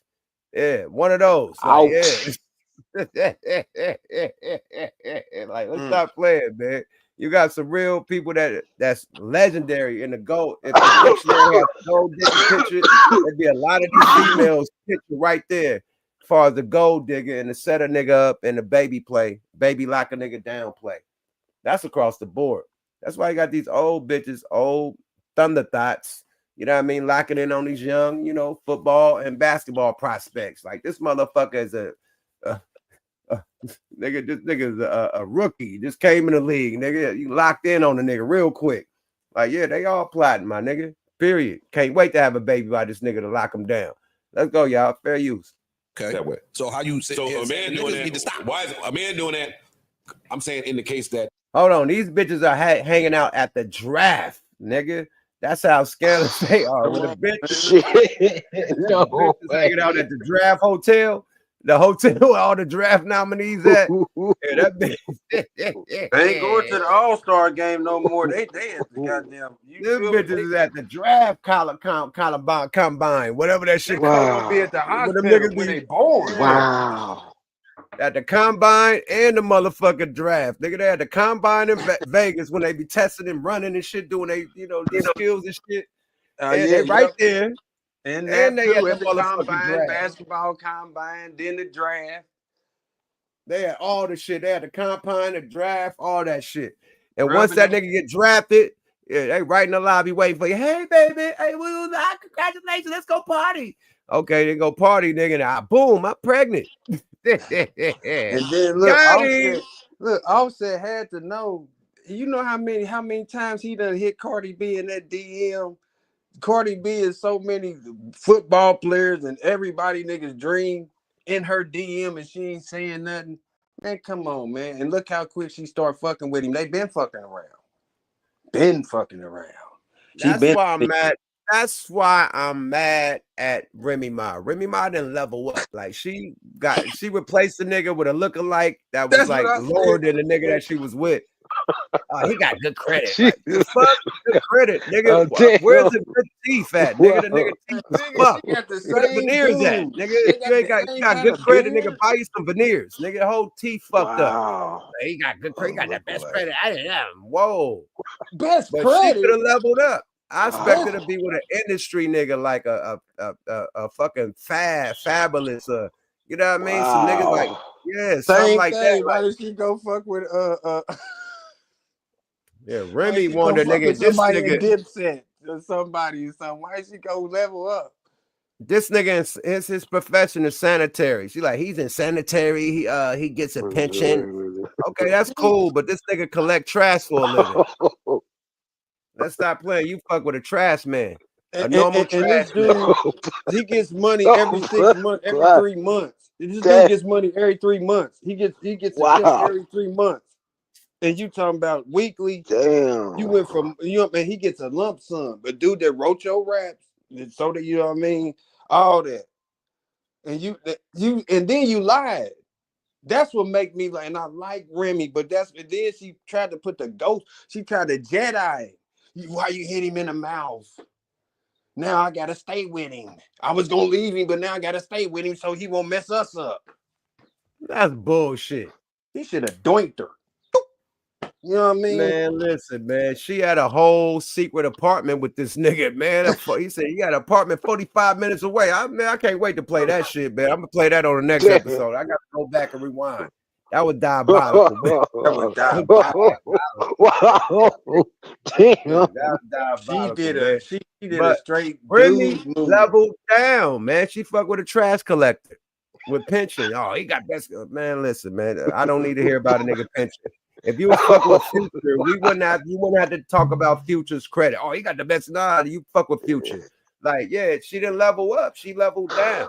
And at least with Future, even all the chicks he messed with, they ain't even gotta be in the industry. They just fire. You don't even see them. So you just assume whatever. She went and got a battle rapper that got hit in the mouth that looked like your husband. That looked like a young Papoose. He looked dead on Papoose, but a younger version. Yeah, with a smaller forehead. With a smaller forehead, a younger version with a smaller forehead. I'm just saying. Wow. I don't even know. She went to fuck. She lowered down to fuck with Pap Jr. Stop right. A battle rapper that looks like your husband, like that. Like what is she leveled down to fuck with Pap Jr., my nigga? Like that's not playing. She didn't level up. Lil Pappy. Man, what the little Scrappy, man? What the dog name with the Scooby Doo? You had the big buck bull. They had little Scrappy. Let me at him. Let me at him. Oh, you fucking little, fuck out of here, man. Little Pappy. You got a battle rapper, level up. a battle rapper, which ain't nothing wrong. We talking about battle rapper shit's all good, but you gonna downgrade. You know what I mean? You don't Even see the battle rap you rapped about you messing with the battle rapper. You don't see Papoose ask for spousal support. He leveled up. That nigga got the champion, the female boxing champion, nigga. Carissa Shields, nigga. He leveled up. That bitch, I mean, that lady got that. Okay, I can't call it the B word. She'll sock the shit out of me. That young lady got a bag. Period, man. Carissa Shields, nigga. The GWOAT, nigga. Yeah, she looked like she liked to fight. She looked like she loved to fight, nigga. Her, they got footage of her and Papoose. All they do is Papoose got the gloves on. They do that shit all day in the living room. Like they should be fucking somewhere, nigga. They doing the glove work, mitt work, nigga. That's their relationship. She love to fight. Nigga. They get horny after that. For real, boy. I seen that shit. I said, yeah, Papoose, yeah. That nigga know how to work the mitts and everything. Nigga, he went from writing bitches rhymes. Oh, he used to box. Pap used to box. Pap used to box. He used to box. He used to be in the gym. He used to be in the gym, as they say in New York. They'd be in the gym. But Remy ain't no punk either. Remy, you know what I mean? Remy, she keeps shit on her. You feel me? So it'll be yeah. But look, I think it's hella scandalous of Remy to do that to Pap after he waited, what, 6 years, 5 years? Like, how long was that? 8 years? Like, somebody correct me. A long time. It was a long time. Long ass time, my nigga. Women do For it her too. to get out and act like a thotty, like, yo, I held you down, and we got baby together. I'm holding down your kids. You hold down my kids, and we black love and all this, and then you level down to a nigga that collect trash for a living. And no disrespect, that's his wife. That's what he was supposed to do, right? She locked up. That's his wife. You know what I mean? If she was out and he was in, she stayed down. You know what I mean? Like same shit. But why it was, you know, he talked about her cheating with one of her cellmates. Now, see, oh wow. Now look.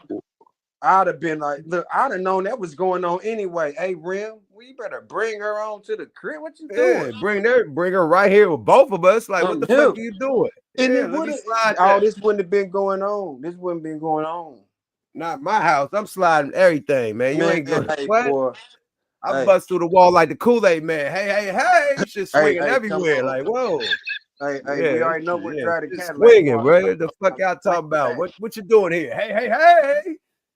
Butt naked, Kool-Aid man. Boom. Baby nigga, arm let's go. everywhere. Baby arm everywhere. You got me fresh off a honey pack. Hey! What? Twins, Basil. I'm ready to activate both of y'all. One hand on you, same time. Whatever. My wife better bring that shit to the table, nigga. The fuck? That's your wife? Ah, nigga, no. We flipping that. The fuck? Boy, nigga, you call it pen whatever, boy. You for flop. That's our new live-in girlfriend. That's both our girlfriend, nigga. She moved in with us, nigga. We flipping that. Period. We married. Married now. We married. Yeah, we all married. We flipping that. And it wouldn't be no little pap. It wouldn't be no baby pap. Hell no, niggas. Tiny pap. That nigga was running his household completely wrong. My daughter would have been in that. My daughter would have been in the room where they go. I put her to sleep. We put her to sleep. There, and we out. We going all the way to the other side where they at, and we getting down to the boogie woogie woogie. As big as he said his house was, she would have been watching some cartoon shit or some something, and we'd have been in there, boys, sticky as I don't know what. Hey man, shit, man. They would have thought it was a Puff Daddy scene. It would have been so much baby oil in there. I would have been sliding shit. They got me fucked all the way up.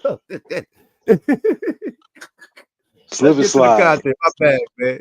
Every nigga got a freaky side. My bag, y'all. I suppose mine. My bag. Let's go, y'all. Fair use. That scenario doesn't exist where she got all the money. When that scenario don't exist, how are you incentivized to trap her? Because a lot of niggas in streets, them insecure ass niggas, want you to be tied down by a baby and not be outside and able to play in the streets like you used to. Those guys should do community service. I'm not disagreeing with you, but I'm So saying there should be no penalty for the girl that traps the guy. Yeah, That's what I'm she asking. needs 20,000 hours. If he has to do community service, what does she have to do for Would the trapping penalty guy? be just maybe not she can't get the child support, or at least not the same level of child support? That is true. Yo, you said that. You did say that. You said that. Okay. I was making sure. Y'all listen to me, man. No, you said that. No, you want arguments? You got arguments. Mel might be made up on some shit. Mel, you're not malleable at all. All right. Enough of the content. You know what I mean? I know everybody got to get out and do they want to, man. My bad for keeping y'all this motherfucking long, man. That mean thanks for tapping in, man. I gotta get ready, man. I got big plans for the night, man. Get out, spread my wings. You know what I mean? Do my 1-2 with the wifey, man. We deserve it. We getting a babysitter. We going out on a date tonight. You know what I mean? So let me get ready. You know what I mean? Throwing that shit. You know what I mean? And yeah, get ready for my date with my wife tonight, man. Y'all want to say something before we get up out of here? You already know, Y'all already know what the fuck. Hey, y'all have a. Hold on. One at a time, Bo Nose. No, do your thing, Bo Nose. Bo Nose. Do your thing, Bo Nose. Do your thing. Bo Nose. I was gonna tell you, y'all be careful out there tonight. Do y'all be careful out there tonight on y'all little date tonight? And thanks for letting me back on here. Let me on here and salute to y'all. And hit the thumbs on y'all way out. And be safe and be careful. 100. Appreciate you, man. Be careful too, my G. Yada da. MJG, my G. What's happening with it, man? Talk your shit.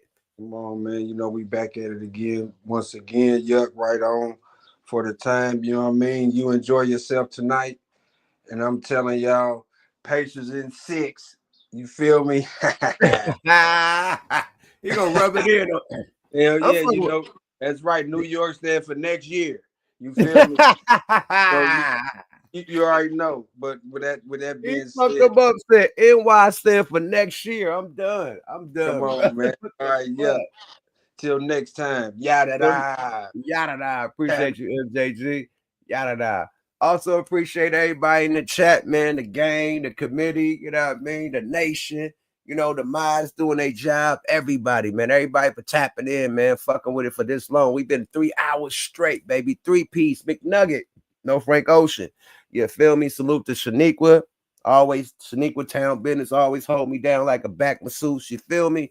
And in real life too, she my road manager, like not road manager, but my road assistant. Like every time I'm on the road, she pull up, she my assistant. She makes sure we good, the squad good, you know, the brand good, and include me, make sure we all good on the business side of the game, man. Boom, we need to do this, we need to do that, we need cars to go here, we need this to go here, boom, we need to hold this here, boom, DJ need to be there. Real business oriented woman, man. So big salute to Shaniqua Town Business. I love you, sis. Thanks for holding me down. Always hold me down, even on the podcast side of the game. You feel me? Shout out to Erica Miller. Always hold me down. You know what I mean? On the podcast side of the game. All the other mods doing their job, but big salute to everybody that tap in from all around the world, little boys and girls. You dig? We gonna get another Wonder Twins, Goose the Great in the daytime. And we Smoke a Lot Radio coming this week, man. We fucking with it, man. Tap in, Yuck Mouth TV, subscribe to your guy. And this is What the Fuck Weekly, man. Hit the website, smokealotrecords.com, get the merch, get everything, get my comic books at versecomicsusa.com. I got 2 comic books with a soundtrack. Go support the mob. Also support the new motherfucking channel, Yuck Mouth Live. Go hit that motherfucker, get the subscribers up so we can get monetized and get some money off this YouTube shit that we've been doing for years and years and years and years, man. Big shout out. Let me give somebody threw 5 on it damn, I ain't got my goddamn phone. But salute to everybody that hit the Cash App. I appreciate it, man. You feel me? Because I don't get paid from YouTube. I get paid from y'all. Y'all my sponsors. You know what I mean? So I appreciate y'all sponsoring when y'all hit that goddamn Cash App and when y'all tap in them comments. And you ain't got to spend no money, nigga. Hit the likes and hit the subscribe. That's spending money with me too, because it's called support, man. Appreciate y'all. Y'all have a blessed rest of the day, man. And I'll see you on the next motherfucking episode. What the Fuck Weekly? We out this bitch. Yada die, boy. Yuck Mouth TV, subscribe to your guy. Bye-bye now. Bye-bye.